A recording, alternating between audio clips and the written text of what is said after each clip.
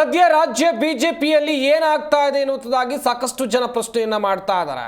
ಯಾಕಂತ ಹೇಳಿದ್ರೆ ಕಳೆದ ಕೆಲ ದಿನಗಳಿಂದ ರಾಜ್ಯ ಬಿಜೆಪಿ ಕಮಲ ಪಾಳ್ಯದಲ್ಲಿ ಆಗ್ತಾ ಇರುವಂತ ಬಣ ಬಡಿದಾಟದ ವಿಚಾರವಾಗಿ ನಿಮ್ಮೆಲ್ಲರಿಗೂ ಕೂಡ ಗೊತ್ತೇ ಇದೆ.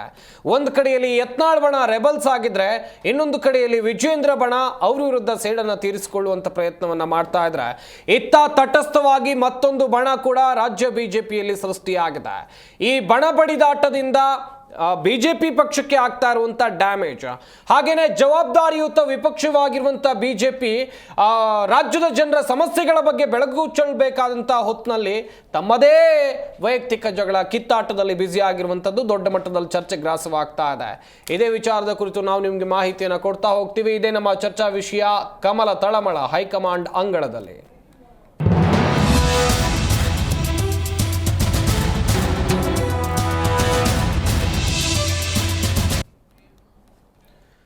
ರಾಜ್ಯ ಬಿಜೆಪಿಯಲ್ಲಿ ಮತ್ತೊಂದು ಹಂತದ ಬಣಬಡಿದಾಟ ನಡೀತಾ ಇದೆ. ವಿಜೇಂದ್ರ ಯತ್ನಾಳ್ ಫೈಟ್ ದೊಡ್ಡ ಮಟ್ಟಿಗೆ ನಡೀತಾ ಇರುವಂತದ್ದು.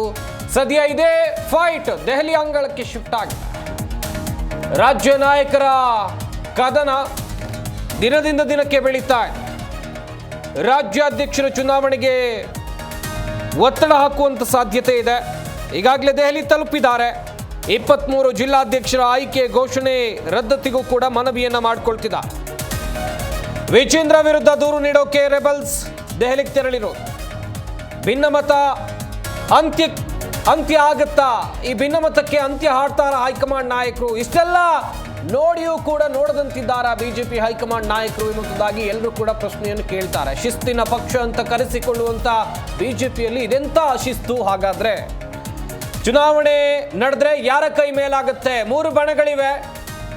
ಒಂದು ಬಣ ಸೈಲೆಂಟ್ ಆಗಿದೆ, ಒಂದು ಬಣ ರೆಬಲ್ ಆಗಿದೆ, ಇನ್ನೊಂದು ಬಣ ಅದನ್ನೆಲ್ಲ ನೋಡಿಕೊಂಡು ತಿರುಗೇಟು ಕೊಡ್ತಾ ಸುಮ್ಮನೆ ಇದೆ. ಕಾದ್ ನೋಡ್ಬೇಕಾಗತ್ತೆ ಈ ಬಣ ಬಡಿದಾಟ ಎಷ್ಟರ ಮಟ್ಟಿಗೆ ಮುಂದುವರಿಯುತ್ತೆ. ನಾನಾಗ್ಲೂ ಕೂಡ ಹೇಳ್ತಾ ಇದ್ದೆ, ಜವಾಬ್ದಾರಿಯುತ ಸ್ಥಾನದಲ್ಲಿದೆ ಬಿಜೆಪಿ. ವಿಪಕ್ಷ ಸ್ಥಾನದಲ್ಲಿರುವಂತ ಬಿಜೆಪಿಯೇ ಜನರ ಸಮಸ್ಯೆಗಳ ಬಗ್ಗೆ ಬೆಳಕು ಚೆಲ್ಲಬೇಕು, ಸರ್ಕಾರವನ್ನ ಸರಿಯಾಗಿ ಆಡಳಿತ ಮಾಡುವಂತೆ ಬಡಿದೆಬ್ಬಿಸಬೇಕು. ಆದ್ರೆ ಏನಾಗ್ತಾ ಇದೆ ಇಲ್ಲಿ ಪ್ರಶ್ನೆ ಮಾಡಲೇಬೇಕಾಗತ್ತೆ. ಗಮನಿಸ್ತಾ ಇರಬಹುದು, ರಮೇಶ್ ಜಾರಕಿಹೊಳಿ ಸೇರಿದಂತೆ ರೆಬಲ್ಸ್ ನಾಯಕರು ದೆಹಲಿ ತಲುಪಿರುವಂತಹ ದೃಶ್ಯಾವಳಿಗಳನ್ನು ನೀವು ಇಲ್ಲಿ ನೋಡ್ತಾ ಇರಬಹುದು. ಹೈಕಮಾಂಡ್ ಭೇಟಿಯಾಗಿ ಇಲ್ಲಿನ ವ್ಯವಸ್ಥೆ ಅಥವಾ ಇಲ್ಲಿ ಆಗ್ತಾ ಇರುವಂತ ಬೆಳವಣಿಗೆಗಳ ಬಗ್ಗೆ ಅವರು ಹೈಕಮಾಂಡ್ ನಾಯಕರಿಗೆ ಮನವರಿಕೆ ಮಾಡಿಕೊಡುವಂತ ಸಾಧ್ಯತೆಗಳು ಇದೆ ಎನ್ನಲಾಗ್ತಾ ಇದೆ. ಕಾದ್ ನೋಡಬೇಕು. ಕುಮಾರ್ ಬಂಗಾರಪ್ಪ, ರಮೇಶ್ ಜಾರಕಿಹೊಳಿ ನಿನ್ನೆ ತಾನೇ ಮೈಸೂರಿಗೆ ಹೋಗಿ ನಾಡ ಅಧಿದೇವತೆ ತಾಯಿ ಚಾಮುಂಡೇಶ್ವರಿಗೆ ಪೂಜೆಯನ್ನು ಸಲ್ಲಿಸಿ ಬಂದಿದ್ರು. ಕೈಗೊಂಡಂಥ ಕಾರ್ಯದಲ್ಲಿ ಯಶಸ್ಸು ಸಿಗಲಿ ಅಂತೇಳಿ ಇವತ್ತು ಡೆಲ್ಲಿಗೆ ಹೋಗಿದ್ದಾರೆ, ಡೆಲ್ಲಿ ತಲುಪಿದ್ದಾರೆ ಆಲ್ರೆಡಿ. ಇದು ಯಾವ ರೀತಿ ತಿರುವು ನೀಡುತ್ತೆ ಎನ್ನುವುದನ್ನು ಕೂಡ ಕಾದು ನೋಡಬೇಕಾಗತ್ತೆ.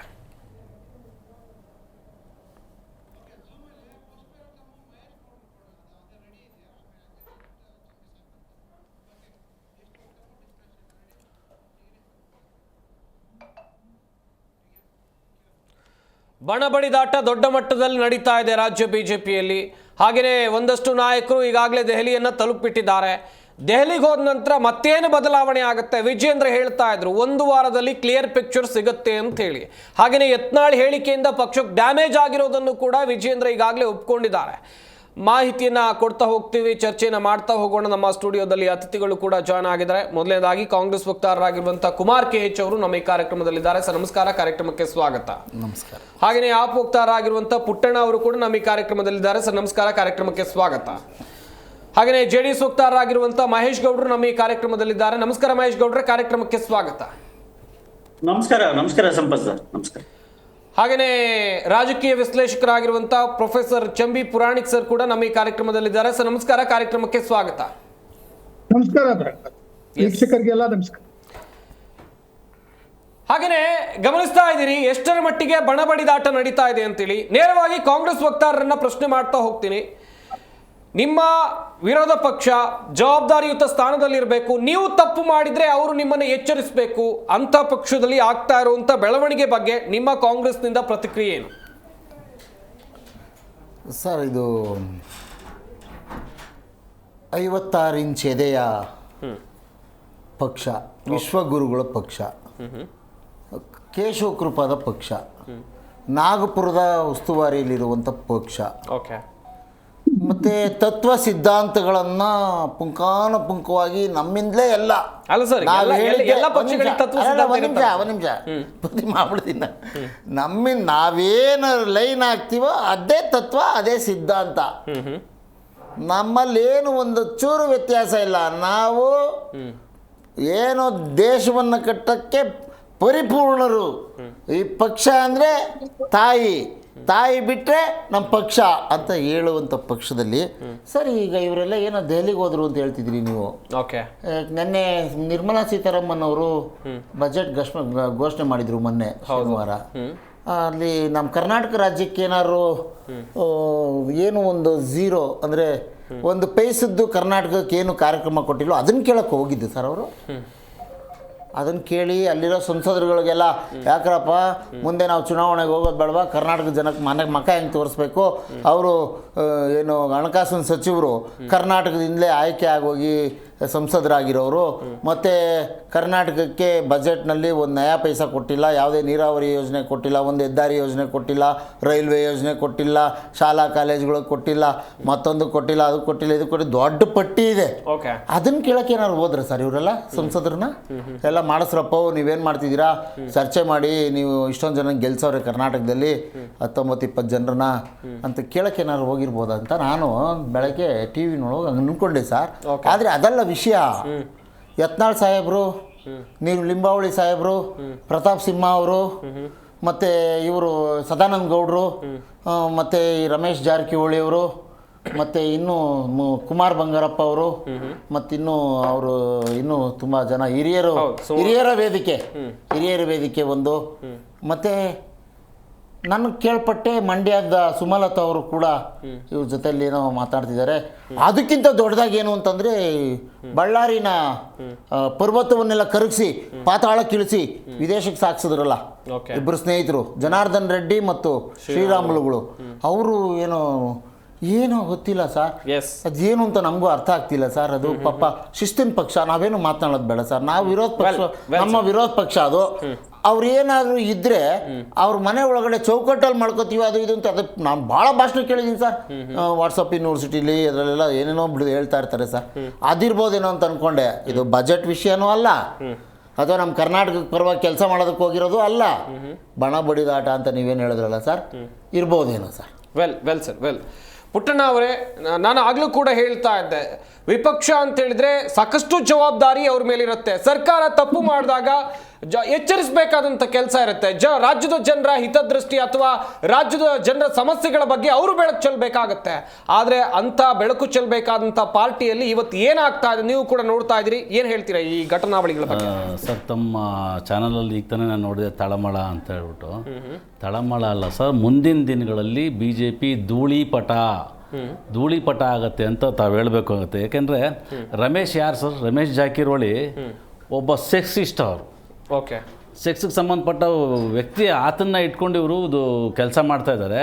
ಆಮೇಲೆ ಕುಮಾರ್ ಬಂಗಾರಪ್ಪ ಅವ್ರ ಫ್ಯಾಮಿಲಿನಲ್ಲೇ ಕರೆಕ್ಟ್ ಆಗಿಲ್ಲ ಸರ್. ನಿಜ ಹೇಳಬೇಕು ಅಂತಂದರೆ ಇವರೆಲ್ಲ ಈ ಪಾರ್ಟಿನಲ್ಲಿ ಒಂದು ಒಳ್ಳೇದು ಮಾಡ್ತಾರೆ, ಸಿದ್ಧಾಂತ ಇದೆ ಇವ್ರಿಗೆ. ಇವರೆಲ್ಲ ಕಾಂಗ್ರೆಸ್ಸಿಂದ ವಲಸೆ ಹೋದಂಥವ್ರು. ಇನ್ನು ಸಿದ್ಧಾಂತ ಅಂತ ತಗೊಳಕ್ಕೆ ಹೋದರೆ ಇವರಲ್ಲಿ ಸಿದ್ಧಾಂತ ಅನ್ನೋದೇ ಇಲ್ಲ. ಸಿದ್ಧಾಂತ ಏನು ಇಲ್ಲಿ ಅಂತಂದರೆ ಜಿ ಹುಜೂರ್ ಎಸ್ ಬಾಸ್ ಅಂದರೆ ಸಿದ್ಧಾಂತ. ಇದೇ ವಿಜಯೇಂದ್ರ ಅವ್ರನ್ನ ಅಧ್ಯಕ್ಷರು ಮಾಡಿದ್ರಲ್ಲ, ಇವರೆಲ್ಲ ಏನು ಗೆಣಸು ತಿಂತಾ ಇದ್ರ? ಹಿರಿಯರೆಲ್ಲ ಏನು ಮಾಡ್ತಿದ್ರು ಸರ್ ಅವತ್ತಿನ ದಿನ? ಏನು ಮಾಡ್ತಾಯಿದ್ರು? ಏನಿಲ್ಲ. ಇವಾಗ ಇವ್ರು ಬೇಕಾಗಿಲ್ಲ ಇವ್ರಿಗೆ, ಅದಕ್ಕೋಸ್ಕರ ವಿಜಯೇಂದ್ರ ಬೇಡ. ಒಬ್ಬ ಯಂಗ್ಸ್ಟರ್ ವಿಜಯೇಂದ್ರ ಕೊಡಲಿ ಬಿಡಿ, ತಪ್ಪೇನಿಲ್ಲ. ತಪ್ಪು ಮಾಡ್ದಂದ್ರೆ ಇವ್ರು ಕಿವಿ ಹಿಂಡಿ ಬುದ್ಧಿ ಹೇಳಬೇಕು. ಇವ್ರು ಇದು ಯಾವುದೂ ಮಾಡ್ತಾ ಇಲ್ಲ. ಯಡಿಯೂರಪ್ಪ ತಪ್ಪು ಮಾಡಿದಾರೆ, ಅವ್ರು ಕೊಟ್ಟಿರೋದೇ ದೊಡ್ಡ ತಪ್ಪು. ಮೊದಲನೇದಾಗಿ ಕೊಟ್ಟ ಮೇಲೆ ಅಡ್ಜಸ್ಟ್ ಮಾಡ್ಕೊಂಡು ಹೋಗಬೇಕು. ಸಿದ್ಧಾಂತ ಅಂದಮೇಲೆ ಇವ್ರು ಎಲ್ಲಿದೆ ಸಿದ್ಧಾಂತ? ಹಿರಿಯರನ್ನೆಲ್ಲ ಕೆಡಗಣಿಸ್ಬಿಟ್ಟು ಒಬ್ಬ ಯುವಕನ ಕೊಟ್ಟಾದ್ಮೇಲೆ ಅವ್ರ ಮರ್ಯಾದೆ ಅವ್ರು ಏನು ಹೇಳ್ತಾರೆ ಅದು ಮಾಡಬೇಕು. ಸಿದ್ಧಾಂತ ಅಂದರೆ ಅದೇ ತಾನೇ ಸರ್. ಇವಾಗ ನೋಡಿ, ನರೇಂದ್ರ ಮೋದಿ ಅವರು ಪ್ರಧಾನಮಂತ್ರಿಗಳಾಗಿದ್ದಾರೆ, ಅವ್ರಕ್ಕಿಂತ ಹಿರಿಯರು ತುಂಬ ಜನ ಇದ್ರಲ್ಲ ಸರ್. ಎಲ್ಲಿ ಮಾಡಿದ್ರು ಸರ್ ಅವ್ರನ್ನ? LK ಅಡ್ವಾಣಿನ ಕಡೆಗಣಿಸ್ಲಿಲ್ವ ಸರ್ ಅವರು? ಹಂಗೆ ಇಲ್ಲಿ ಹಿರಿಯರನ್ನೆಲ್ಲ ಕಡೆಗಣಿಸಿ ಯಾರು ಜಿ ಹುಜೂರು ಎಸ್ ಬಾಸ್ ಅಂತಾರೆ ಅವರು ಕೊಡೋ ಅಂಥ ಪಕ್ಷ ಇದೆ ಅಷ್ಟೇ.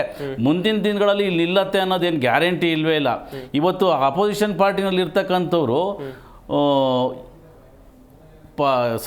ಸರ್ಕಾರದಲ್ಲಿ ಏನೇನು ಇವತ್ತು ತೊಂದರೆ ಆಗ್ತಿದೆ ಅದ್ರ ವಿರುದ್ಧ ಮಾತಾಡಿ ನಿನ್ನೆ ಕಾಂಗ್ರೆಸ್ ಹೋಗ್ತಾರೆ ಹೇಳಿದ್ರು, ನಿನ್ನೆ ಬಜೆಟ್ ನಡೆದ್ರಲ್ಲಿ ಮೋಸ ಆಗಿದೆ ಜನತೆಗೆ, ಅದ್ರ ಬಗ್ಗೆ ಹೋಗಿ ಮಾತಾಡಿ ಅಂತಂದರೆ ಇವ್ರು ಬಣಬದ್ಧ ಇವ್ರು ಪರ್ಸ್ನಲ್ ಇವರು ವಿಷಯಕ್ಕೆ ಇವರು ಜಗಳ ಮಾಡ್ತಾ ಇದ್ದಾರೆ ವಿನ ಜನತೆಗೆ ಒಳ್ಳೇದಾಗಲಿ, ಜನತೆಗೆ ಏನಾದ್ರು ಒಂದು ಮಾಡಬೇಕು ಅನ್ನೋ ಉದ್ದೇಶ ಇಲ್ವೇ ಇಲ್ವಲ್ಲ ಸರ್ ಇವರು ಯಾರಲ್ಲೂ. ಕಾಂಗ್ರೆಸ್ಸಲ್ಲೂ ಇಲ್ಲ, BJPನಲ್ಲೂ ಇಲ್ಲ, JDS ಅಲ್ಲೂ ಇದೆ sir. Yes. Okay okay Mahesh ಗೌಡ್ರೆ, ನಿಮ್ಮ ಮಿತ್ರ ಪಕ್ಷ ಈಗ ನೋಡ್ತಾ ಹೋಗೋದಾದ್ರೆ ಅವರಲ್ಲೇ ಕಚ್ಚಾಟ ಜೋರಾಗಿದೆ. ಏನು ಹೇಳ್ತೀರಾ ಸರ್? ಒಂದಷ್ಟು ಜನ ಡೆಲ್ಲಿಲಿ, ಇನ್ನೊಂದಷ್ಟು ಜನ ಬೆಂಗಳೂರಲ್ಲಿ ಒಂದು ವಾರದಲ್ಲಿ ಪ್ರಾಬ್ಲಮ್ ಸರಿ ಆಗುತ್ತಂತಿದ್ದಾರೆ ರಾಜ್ಯಾಧ್ಯಕ್ಷರು. ಸಂಪತ್ ಸರ್, ನಾನು ಎಲ್ಲರೂ ಮಾತನಾಡೋದನ್ನ ಕೇಳಿದ್ದೇನೆ. ಬಟ್ ಬೇರೆಯವ್ರ ಬಗ್ಗೆ ನಾವು ಒಂದು ಬೆರಳನ್ನ ತೋರಿಸ್ಬೇಕಾದ್ರೆ ನಮ್ಮ ಬಗ್ಗೆ 4 ಬೆರಳುಗಳು ನಮ್ ಕಡೆ ತೋರಿಸ್ತಾ ಇರೋದನ್ನ ಇಡೀ ಪ್ರಪಂಚ ಗಮನಿಸುತ್ತೆ, ಎಲ್ಲರಿಗೂ ಅವ್ರಿಗೂ ಗೊತ್ತಿರುತ್ತೆ. ಹೌದು, ನಮ್ಮ ಮನೆಯಲ್ಲಿ ನಮ್ಮ ತಟ್ಟೆ ಒಳಗಡೆ ಹೆಗಡ ಸತ್ತು ಬಿದ್ದಿದೆ. ಬೇರೆಯವ್ರ ಬಗ್ಗೆ ಮಾತನಾಡೋದಕ್ಕೆ ನಿಮ್ದ ಗಬ್ಬು ನಾರ್ತಾ ಇದೆ. ಬೇರೆಯವ್ರ ಬಗ್ಗೆ ಮಾತನಾಡೋದಕ್ಕೆ 108 ಸಾರಿ ಯೋಚನೆ ಮಾಡ್ಬೇಕಾಗತ್ತೆ. ಇಲ್ಲಿ ಬಹುಮುಖ್ಯವಾಗಿ ಒಂದು ರಾಜಕೀಯ ಪಕ್ಷ ಕರ್ನಾಟಕದಲ್ಲಿ ಎಲೆಕ್ಷನ್ ಚುನಾವಣೆ ನಡೆದಾದ್ಮೇಲೆ ಒಂದು ಪಕ್ಷಕ್ಕೆ ಬಹುಮತ ಬಂದರೂ ಸಹ ತಮ್ಮ ಇದನ್ನ ತಿದ್ಕೊಳ್ಳಿಲ್ಲ ಅಂತ ಹೇಳಿದಾಗ ಸಂದರ್ಭದಲ್ಲಿ ತಮ್ಮ ಏನ್ ತಪ್ಪಾಗಿದೆ, ಎಲ್ಲಿ ತಪ್ಪಾಗಿದೆ, ಯಾಕೆ ಕರ್ನಾಟಕದಲ್ಲಿ ಸೋತ್ವಿ, ಇವೆಲ್ಲವನ್ನ ಯೋಚನೆ ಮಾಡ್ಬೇಕಾಯ್ತು. ನೆನ್ನೆ ನಾನು ಮಾಧ್ಯಮದಲ್ಲಿ ನೋಡಿದಂತ ಸಂದರ್ಭದಲ್ಲಿ ಬಿಜೆಪಿಯ ಬಹುಮುಖ್ಯ ವೆರಿ ಇಂಪಾರ್ಟೆಂಟ್ ಪರ್ಸನ್ ವಕ್ತಾರರು ಅಶ್ವಥ್ ಅವ್ರು ಮಾತನಾಡೋದನ್ನ ನೋಡಿದ್ದೇನೆ, ಗಮನಿಸಿದ್ದೇನೆ. ಒಂದು ಪಕ್ಷ ಸಂಘಟನೆ ಅಂತ ಹೇಳಿದ್ರೆ RSS ವತಿಯಿಂದ ಭಾರತೀಯ ಜನತಾ ಪಕ್ಷಕ್ಕೆ ಬಂದು ಪಕ್ಷ ಸಂಘಟನೆ ಮಾಡಿರುವಂತವರೇ ಬೇರೆ, ನೇರವಾಗಿ ಬೇರೆ ಪಕ್ಷಗಳಿಂದ ವಲಸೆ ಬಂದು ತಮ್ಮ ಪಕ್ಷಗಳಲ್ಲಿ ಬೇರ್ಬಿಟ್ಟಿರೋರೇ ಬೇರೆ. ಇಲ್ಲಿ ವಿಜೇಂದ್ರ ಅವರು ಏನಪ್ಪಾ ಅಂತ ಹೇಳಿದ್ರೆ ನೇರವಾಗಿ ಎಲೆಕ್ಷನ್ ಅಲ್ಲಿ ಆಯ್ಕೆಯಾದಂತ ಅಧ್ಯಕ್ಷರಲ್ಲ, ಸರ್ಕಾರ ಪಕ್ಷವೇ ಅವರನ್ನ ನೇರವಾಗಿ ಆಯ್ಕೆ ಮಾಡಿರುವಂತದ್ದು.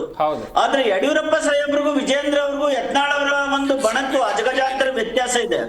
ಆದ್ರೆ ಇಲ್ಲಿ ನಮ್ಮ ಕಾಂಗ್ರೆಸ್ ಹೋಗ್ತಾರೆ ಹೇಳಿದ್ರು ವಿಶ್ವಗುರು, ಕೇಶವ ಕೃಪಾ, ನಾಗಪುರ ಅಂತ ಅದ್ರ ಬಗ್ಗೆ ಮಾತನಾಡೋದಿಕ್ಕೆ ಅವ್ರಿಗೆ ಇದೇ ಇಲ್ಲ, ಏನು ಪವರ್ ಆಫ್ ಅಟಾರ್ನಿನೇ ಇಲ್ಲ. ಯಾಕೆ ಅಂತ ಹೇಳಿದ್ರೆ RSS ಈ ದೇಶದಲ್ಲಿ ಯಾವ್ಯಾವ ರೀತಿ ಬೆಳಕು ಬಂದಿದೆ, ಯಾವ ರೀತಿ ಶಿಸ್ತಾಗಿ ನಡ್ಸ್ಕೊಂಡಿದೆ, ಅದ್ರ ಬಂದವರು ಪಕ್ಷ ಕಟ್ಟಿದ್ದಾರೆ. 15 ವರ್ಷ ಈಗ 3ನೇ ಬಾರಿ ಈ ದೇಶವನ್ನ ಆಳ್ವಿಕೆ ಮಾಡ್ತಾ ಇದ್ದಾರೆ. ಇದು ರಾಜ್ಯದಲ್ಲೂ ಸಹ ಅನೇಕ ಬಾರಿ ಅವ್ರದ್ದು ಪಕ್ಷ ಬಂದಿದೆ.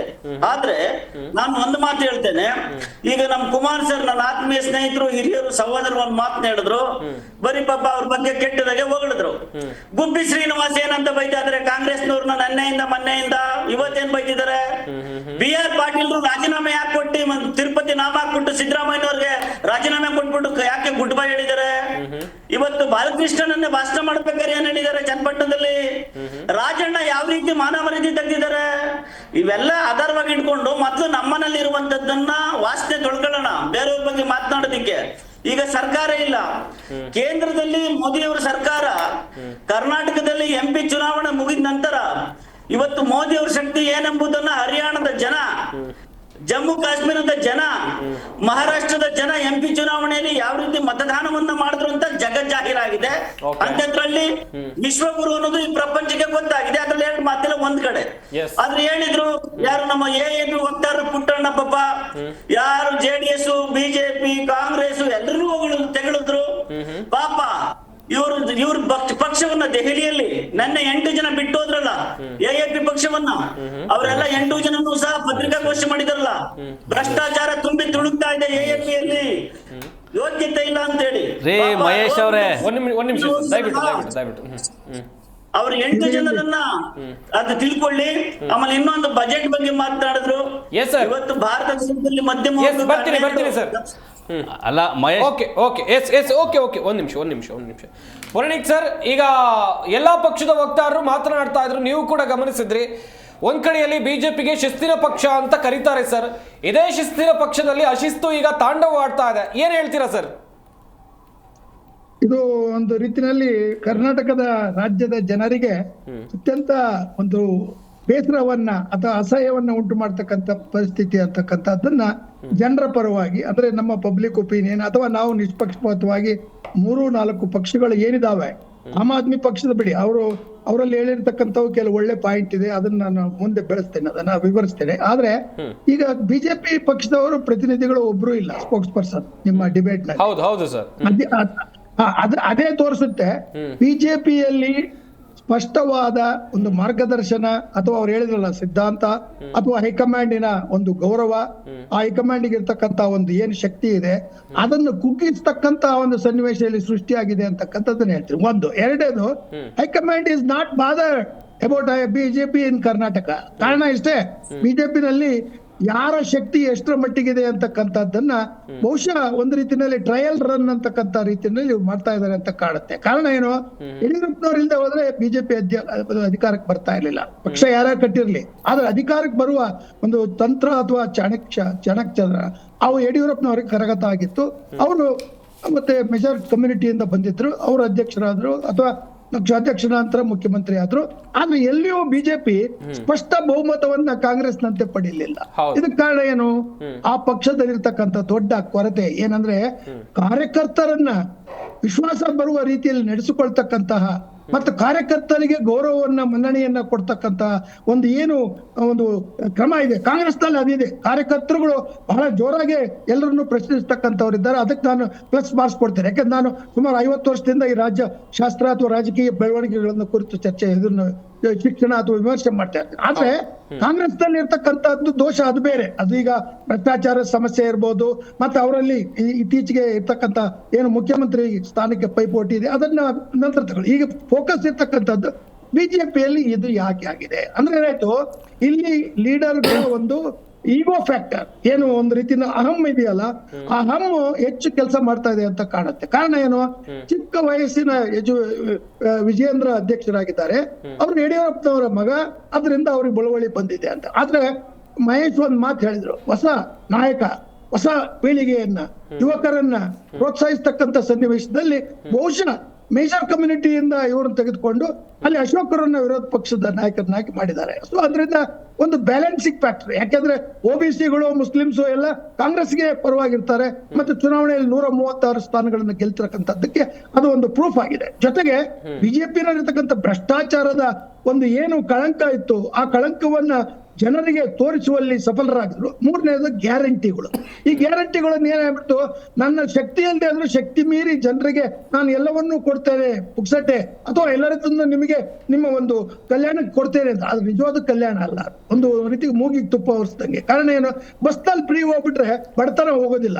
ಎಲ್ಲ ಅವರು ಮಹಿಳೆಯರಿಗೆ ಹಣ ಉಳಿತು. 2,000 ರೂಪಾಯಿ ಕೊಟ್ರೆ ಅವ್ರು ಯಾರ್ದು ಅವ್ರದ್ದೇನು ಹೊಟ್ಟೆ ತುಂಬೋದಿಲ್ಲ, ಅದು ಎಕ್ಸ್ಟ್ರಾ ಖರ್ಚಿಗೆ ಉಪಯೋಗಿಸ್ತಾ ಇದ್ದಾರೆ. ಆದ್ರೆ ಈ ರೀತಿಯ ಒಂದು ಭರವಸೆಗಳನ್ನು ನೀಡಿ ಕಾಂಗ್ರೆಸ್ ಅಧಿಕಾರಕ್ಕೆ ಬಂದಿದೆ.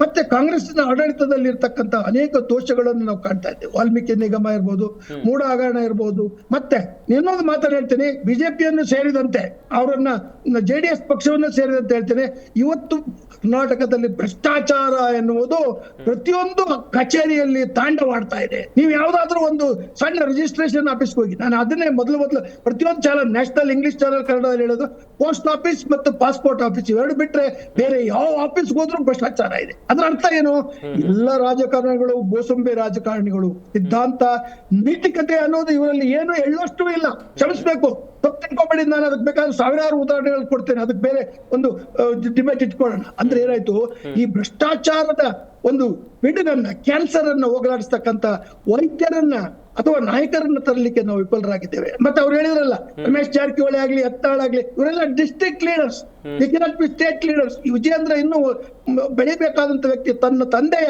ಒಂದು ಶಾಡೋ ಏನಿದೆ, ಆ ನೆರಳಿನಲ್ಲಿ ಆತ ಮುಂದೆ ಬರಬಾರ್ದು. ಕಾರ್ಯಕರ್ತರಲ್ಲಿ ಹೋಗಿ ಪ್ರಾಮಾಣಿಕವಾಗಿ ನೋಡು, ಅವ್ರಿಗೂ ದೋಷ ಇದೆ, ಅವ್ರ ಮೇಲೆ ಆಪಾದನೆಗಳಿದೆ, ಅವ್ರ ಮೇಲೆ ಫೋರ್ಜರಿ ಮಾಡಿದ್ದಾರೆ ಅಂತ ಇದೆ. ಅದಿದ್ದರೆ ತನಿಖೆ ಮಾಡ್ಲಿ ಕಾಂಗ್ರೆಸ್ನವರು. ಅಂದ್ರೆ ಏನಾಯ್ತು, ಕೆಲವು ಹೊಂದಾಣಿಕೆ ರಾಜಕಾರಣವನ್ನ ನಾವು ಕಾಣ್ತಾ ಇದ್ದೇವೆ. ಅಂದ್ರೆ ಏನಾಯ್ತು, ಹಗಲೊತ್ತಿನಲ್ಲಿ ನಮ್ಮಿದ್ರಿಗೆ ಜಗಳ ಆಗ್ತಾರೆ, ಸಂಜೆ ಎಲ್ಲರೂ ಒಟ್ಟಾಗಿ ತಮಗೆ ಬೇಕಾದಂತ ಅನುಕೂಲಗಳನ್ನು ಮಾಡ್ಕೊಡ್ತಾರೆ. ಇಂಥ ಒಂದು ಪರಿಸ್ಥಿತಿ ದುರ್ದೈವ.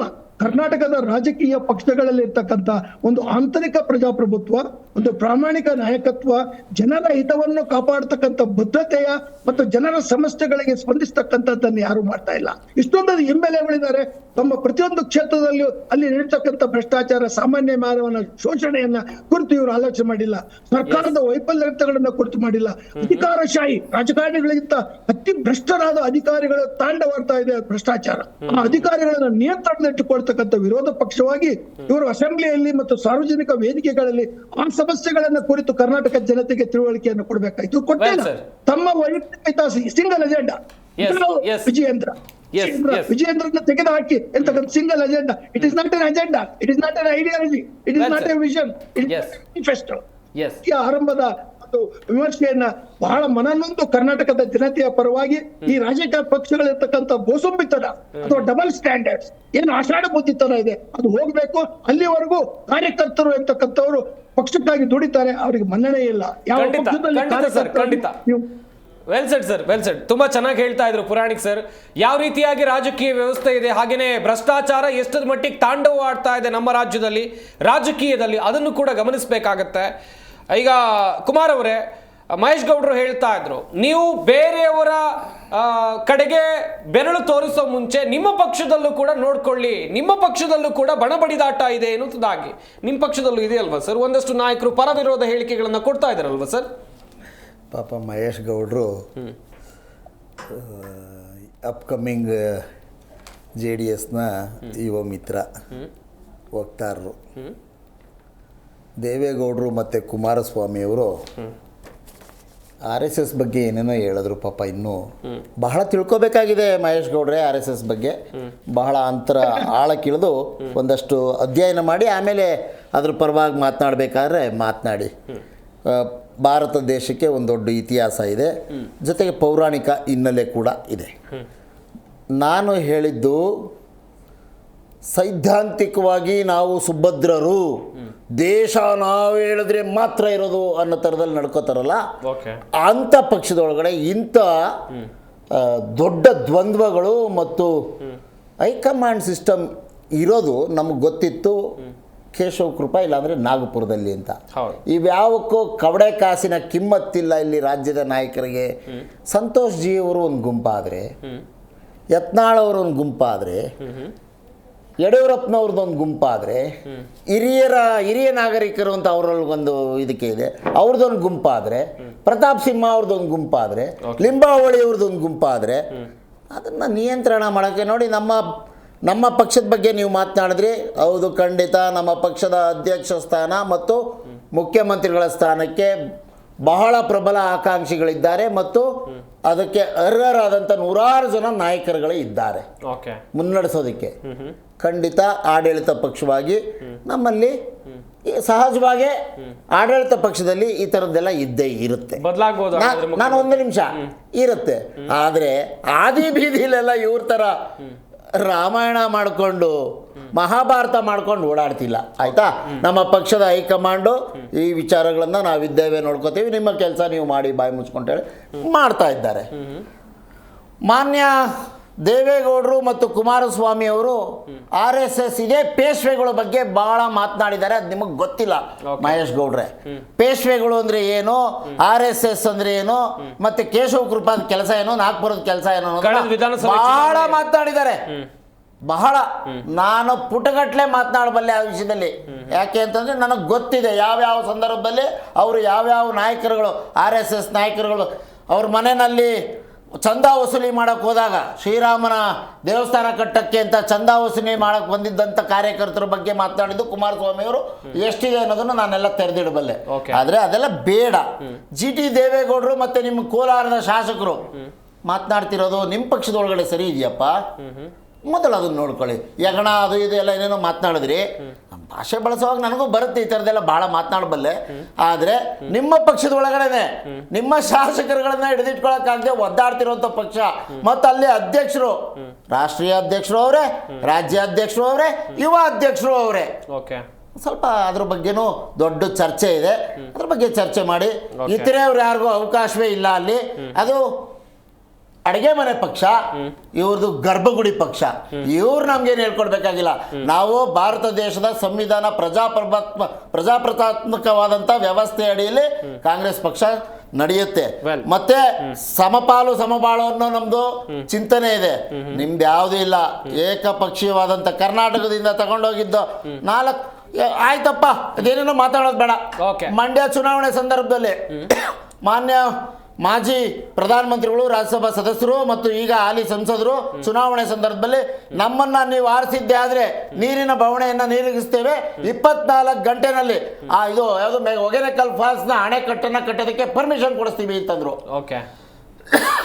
ಆಮೇಲೆ ಈಗ ಇದ್ರಲ್ಲಿ ನೋಡ್ತಾ ಇದ್ದೆ ಬಜೆಟ್ ಎಲ್ಲ ಕಡೆ ಕೈಗಾರಿಕಾ ಸಚಿವರು ಏನ್ ಕರ್ನಾಟಕಕ್ಕೆ ಒಂದೇನು ತರಲೇ ಇಲ್ಲಪ್ಪ. ಆ ನೀರು ಸಂಸದರು ಏನ್ ಮಾಡ್ತಾ ಇದ್ದಾರೆ ಸರ್? ಕೇಳ್ಬೋದಿತ್ತಲ್ಲ ಕೇಂದ್ರ. ಅದೇ ನಾನು ಆಮೇಲೆ ಆ ನೀರಿಂದು ಅದು ಆಲ್ಮಟ್ಟಿ ಇದು ಯಾವುದೋ ಒಗೇನಕಲ್ ಫಾಲ್ಸ್ದು Okay. ಗ್ರೀನ್ ಸಿಗ್ನಲ್ ಕೊಡ್ಸಿರ್ಬೋದು ಅಂತ ಓದ್ತಾ ಇದ್ದೆ. ಎಲ್ಲೂ ಇಲ್ವೇ ಇಲ್ಲ ಸರ್.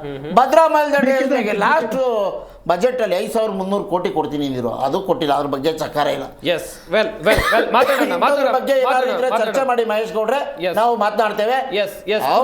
ಆಮೇಲೆ ಇನ್ನೊಂದು ಸರ್, ಅವ್ರ ಪಕ್ಷದ ಒಳಗಡೆ ಇರುವಂತ ಆಂತರಿಕ ವಿಚಾರ ನಮಗ್ ಸಂಬಂಧ ಇಲ್ಲ. ಅವ್ರ ಒಳಗಡೆ ಅವ್ರ ಬಗೆಹರಿಸ್ಕೊಳ್ಳಿ, ನಮ್ದೇನು ತಕರಾರಿಲ್ಲ. ಅವ್ರು 100 ಬಣನಾರು ಆಗ್ಲಿ 500 ಬಣನಾರು ಆಗ್ಲಿ ನಮ್ಗೇನು ತಕರಾರಿಲ್ಲ. JDS ಅಲ್ಲೂ 35 ಬಣ ಆಗ್ಲಿ ನಮ್ಗೇನು ತಕರಾರಿಲ್ಲ. ಆಮೇಲೆ ಪ್ರಜ್ವಲ್ ರೇವಣ್ಣ ಅವರು ಬರ್ಲಿ, ರೇವಣ್ಣ ಅವರು ಬರ್ಲಿ, ನಿಮ್ಮಲ್ಲೂ ಬಣ ಆಗ್ಬೋದು. ನಾನು ಹೇಳ್ತಿದ್ದೀನಲ್ಲ, ಅದಕ್ಕೆ ನಮ್ದೇನ್ ತಕರಾರಿಲ್ಲಪ್ಪ. ಅವ್ರ ಆಂತರಿಕ ವಿಚಾರ. ಆದ್ರೆ ನಾವು ಏನು ಹೇಳ್ತಿದ್ದೇವೆ ಅಂದ್ರೆ ರಾಜ್ಯದ ಅಭಿವೃದ್ಧಿ, ದೇಶದ ಅಭಿವೃದ್ಧಿಗೆ ನಿಮ್ಮ ಪಾರ್ಟ್ನರ್ ಪಕ್ಷ ನೀವು ಏನ್ ಕೊಡ್ತಿದ್ದೀರಿ ಅದನ್ನ ಹೇಳ್ರಪ್ಪ. Okay okay okay okay Puttanna ಅವರೇ, ಇಲ್ಲಿ ವಿಜೇಂದ್ರ ರಾಜ್ಯಾಧ್ಯಕ್ಷರಾಗಿದ್ದಕ್ಕೆ ಒಂದಷ್ಟು ವಿರೋಧಗಳು ವ್ಯಕ್ತವಾಗ್ತಾ ಇರುವಂತದ್ದು ರೆಬಲ್ಸ್ ಬಣದಿಂದ.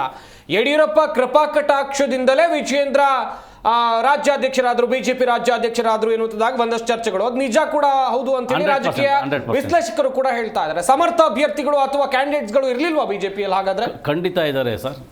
ಅಂದ್ರೆ ಅವರೆಲ್ಲ ಯಾರು ಅಂತಂದ್ರೆ ವಲಸೆ ಹೋಗಿರೋ ಅಂಥವ್ರು. ಓಕೆ, ವಲಸೆ ಹೋಗಿರೋಂಥ 18 ಜನ ಏನಿದ್ದಾರೆ ಅವ್ರನ್ನ ಇಟ್ಕೊಂಡೆ ಇವ್ರು ಕೆಲಸ ಮಾಡಬೇಕು. ಇವ್ರ ಪಕ್ಷದಲ್ಲಿ ಇರ್ರಿ ಮಹೇಶ್ ಅವರೇ, ನಿಮ್ಮ ವಿಷಯಕ್ಕೂ ಬರ್ತೀನಿ ಗೌಡ್ರೆ. ನೀವು ಹೇಳಿದ್ರಿ 8 ಜನ ಆಮ್ ಆದ್ಮಿ ಪಾರ್ಟಿಯವ್ರು ಹೋಗಿದ್ದಾರೆ ಅಂತ. ನಾವು ಓಡಿಸಿದ್ದೀವಿ, ಅವ್ರು ಕೆಲಸ ಮಾಡಲಿಲ್ಲ ಅಂತ ಡೆಲ್ಲಿನಿಂದ ಓಡಿಸಿದ್ದಕ್ಕೆ ವಿಧಿ ಇಲ್ಲದೆ ನಿಮ್ಗೆ ಅಲ್ಲಿ ಬೆಲೆನೇ ಇಲ್ಲ. ನಿಮ್ಮ ಮಿತ್ರ ಪಕ್ಷಕ್ಕೆ ಬೆಲೆ ಇಲ್ದಿರೋದಕ್ಕೆ ಅವ್ರನ್ನ ನೀವು ಎಳ್ಕೊಂಡಿದ್ದೀರಾ ಅಷ್ಟೇ ವಿನಃ ನಮ್ಮ ಪಕ್ಷದವರಿಂದ ಹೋಗಿರೋರಲ್ಲ. ನಮ್ಮ ಪಕ್ಷದಲ್ಲಿ ಇವತ್ತು ಏನು ಸಿದ್ಧಾಂತ ಇದೆ ಅಂದರೆ ಯಾರು ಕೆಲಸ ಮಾಡ್ತಾರೋ ಅವ್ರಿಗೆ ಕೊಡ್ತೀವಿ ಟಿಕೆಟ್ನ. ಅದು ತಾಕತ್ತು ನಿಮ್ಮ ಪಕ್ಷದಲ್ಲೂ ಇಲ್ಲ, ನಿಮ್ಮ BJP ಮಿತ್ರ ಪಕ್ಷದಲ್ಲೂ ಇಲ್ಲ. ಅದನ್ನ ಬೇಕಾದ್ರೆ ಎದೆ ತಟ್ಕೊಂಡು ನಾನು ಹೇಳ್ತೀನಿ. ನಿಮ್ಮಲ್ಲಿ ಏನ್ರಿ ಮಾಡಿದ್ದೀರಾ? ಇವತ್ತಾಯ್ತು ಕರ್ನಾಟಕದಲ್ಲಿ ಕುಮಾರಸ್ವಾಮಿ ಹೋಗಿದಾರಲ್ಲ ಸೆಂಟ್ರಲ್ಲಿ, ಮೈಸೂರು ಲ್ಯಾಂಪ್ ಮುಚ್ಚಿ ಎಷ್ಟು ವರ್ಷ ಆಗಿದೆ, ಅದನ್ನ ಓಪನ್ ಮಾಡ್ಸಕ್ಕಾಗತ್ತೇನ್ರಿ ಕುಮಾರಸ್ವಾಮಿ ಅವ್ರ ಕೈನಲ್ಲಿ? ಚಾಲೆಂಜ್ ಮಾಡ್ತೀನಿ ರೀ, ನಾನು ಬೆಂಗಳೂರು ಬಿಟ್ಟು ಹೋಗ್ತೀನಿ, ಏನಾದ್ರು ಓಪನ್ ಮಾಡಿಸ್ತಾರ ಕೇಳ್ರಿ ನಿಮ್ಮ ಕುಮಾರಸ್ವಾಮಿ ಅವರು? ಮಾಡೋಕ್ಕಾಗಲ್ಲ. ಮಾತಾಡ್ತೀನಿ ಅಂತ ಹೇಳಿದ್ರೆ ಸುಮ್ಮನೆ ಮಾತಾಡೋದಲ್ಲ, ನಾಲ್ಗೆ ಇದೆ ಅಂತ ಮಾತಾಡ್ಬೋದು. ಸತ್ತ ಹೆಗ್ಣ ಇರ್ಬೋದು, ಸತ್ ನಾಯಿ ಇರ್ಬೋದು. ಮಾತಾಡಬೇಕಾದಾಗ ಒಂದು ವಿಧಿ ಇದೆ, ಅದ್ರ ಪ್ರಕಾರ ಹೋಗ್ಬೇಕು. ಇವತ್ತು ಮಾತ್ರ ನಿಮ್ದು ಇಲ್ಲಿ ನಡೀತಾ ಇದೆ. ಯಾವತ್ತು ನಿಮ್ಮನ್ನ ಹೊರಗೆ ಆಚೆ ಹಾಕ್ತಾರೋ ಗೊತ್ತಿಲ್ಲ BJPಯಿಂದ. ಆಲ್ರೆಡಿ ಒಂದ್ಸಲಿ ಹಾಕಿದ್ರು, ಮತ್ತೆ ಎಲ್ಲ ನಿಮ್ಗೆ ದೇವೇಗೌಡರಿಂದ ಹಿಡಿದು ಕುಮಾರಸ್ವಾಮಿ ಎಂಥ ಹೊಲ್ಸು ಮಾತು ಬೈದ್ರು. ಬೋಡಿ ಮಗ ಅಂತ ಅಂದ್ರು. ಇದೆಲ್ಲ ಇವ್ರ ಸಿದ್ಧಾಂತನ ಹೋಗಿ ಇವತ್ತು ಅವ್ರನ್ನ ಅಪ್ಕೊಂಡಿದ್ದೀರಾ ಅಷ್ಟೇ. ಎಷ್ಟು ದಿನ ಅಂತ ಗೊತ್ತಿಲ್ಲ, ಯಾವತ್ತು ಓದಿತಾರ ನಿಮ್ಮನ್ನು ಗೊತ್ತಿಲ್ಲ. ಕಾಯ್ತಾ ಇರಿ, ಓದಿತಾರೆ. ವೆಲ್ ಮಹೇಶ್ ಗೌಡ್ರೆ, ಗಮನಿಸ್ತಾ ಇದ್ರಿ ಒಂದು ಕಡೆಯಲ್ಲಿ ಈಗ ವಿಜೇಂದ್ರ ವಿಚಾರವಾಗಿ ಚರ್ಚೆ ಆಗ್ತಾ ಇದೆ. ವಿಜೇಂದ್ರ ವಿಚಾರವಾಗಿ ಯಾಕಿಷ್ಟು ದೊಡ್ಡ ಚರ್ಚೆ ಎನ್ನುವಂಥದ್ದಾಗಿ ನೀವು ಕೂಡ ಆಗ್ಲೇ ಹೇಳ್ತಾ ಇದ್ರಿ, ವಿಜೇಂದ್ರ ಯಂಗ್ ಲೀಡರ್ ಒಂದು ಚಾನ್ಸ್ ಸಿಕ್ಕಿದ್ರೆ ತಪ್ಪೇನು ಅಂತೇಳಿ.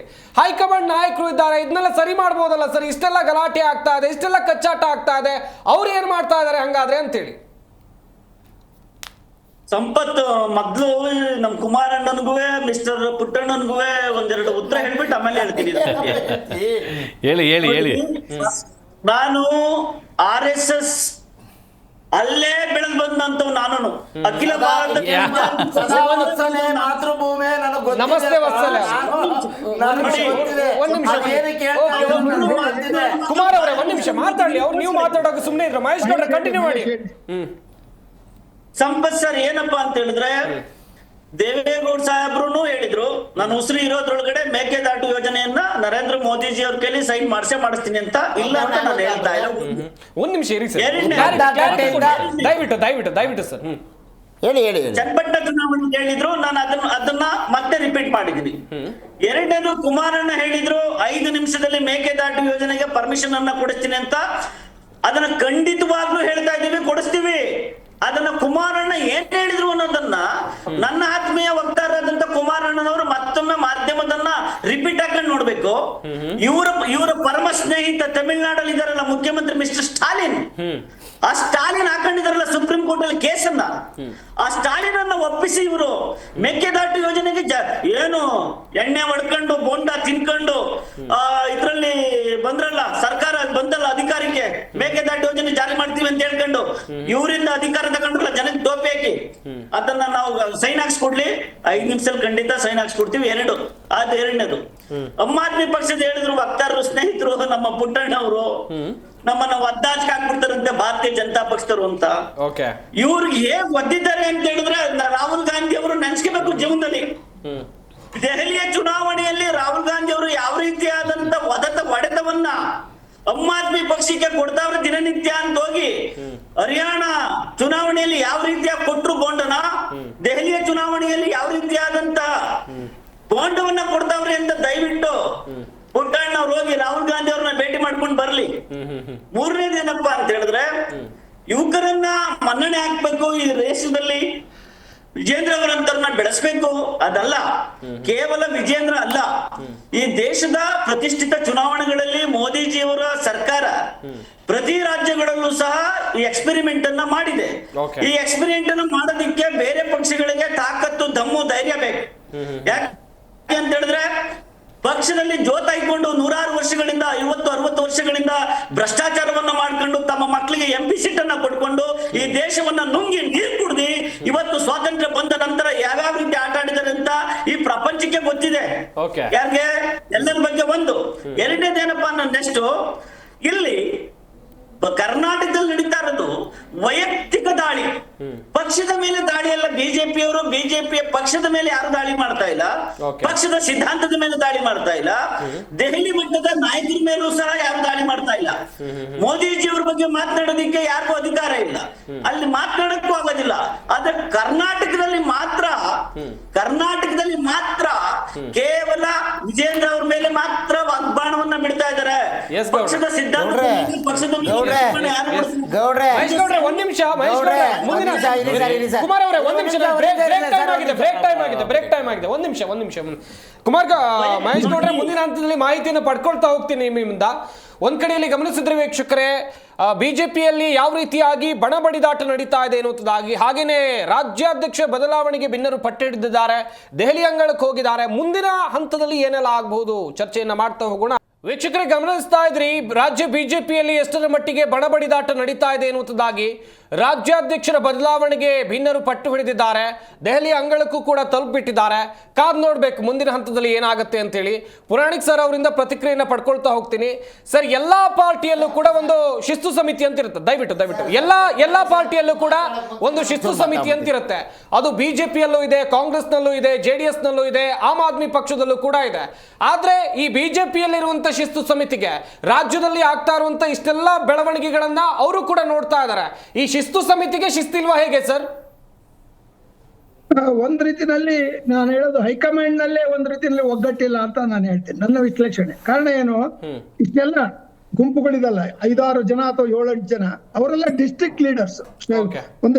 ಒಂದು ಕರ್ನಾಟಕ ರಾಜ್ಯದ ಒಂದು ಇಮೇಜ್ ಅನ್ನ ಅಥವಾ ಜನರಲ್ಲಿ ವಿಶ್ವಾಸವನ್ನು ಮೂಡಿಸ್ತಕ್ಕಂಥ ನಾಯಕತ್ವ ಇವ್ರು ಯಾರಿಗೂ ಇಲ್ಲ, ಇನ್ಕ್ಲೂಡಿಂಗ್ ವಿಜಯೇಂದ್ರ. ಆದ್ರೆ ವಿಜಯೇಂದ್ರಗೆ ಒಂದು ಅಡ್ವಾಂಟೇಜ್ ಏನು, ಒಂದು ಲಿಂಗಾಯತರು ಈ ಚುನಾವಣೆಯಲ್ಲಿ ಜಾತೀಯತೆ ಅನ್ನತಕ್ಕಂಥದ್ದು ಪ್ರಬಲವಾಗಿ ಕೆಲಸ ಮಾಡುತ್ತೆ. ಆ ದೃಷ್ಟಿಯಿಂದ ಅಶೋಕ್ ರವರು ಒಕ್ಕಲಿಗರಾದ್ರಿಂದ ಅವರಿಗೆ ವಿರೋಧ ಪಕ್ಷದ ನಾಯಕರು ಇವೆರಡೂ ಕೊಟ್ಟಿದ್ದಾರೆ. ಯಾಕಂದ್ರೆ ಅವ್ರದ್ದು ಫಂಡಮೆಂಟಲ್ ವೋಟ್ ಬ್ಯಾಂಕ್ಸ್ ಇರೋದೇ ಅಲ್ಲಿ.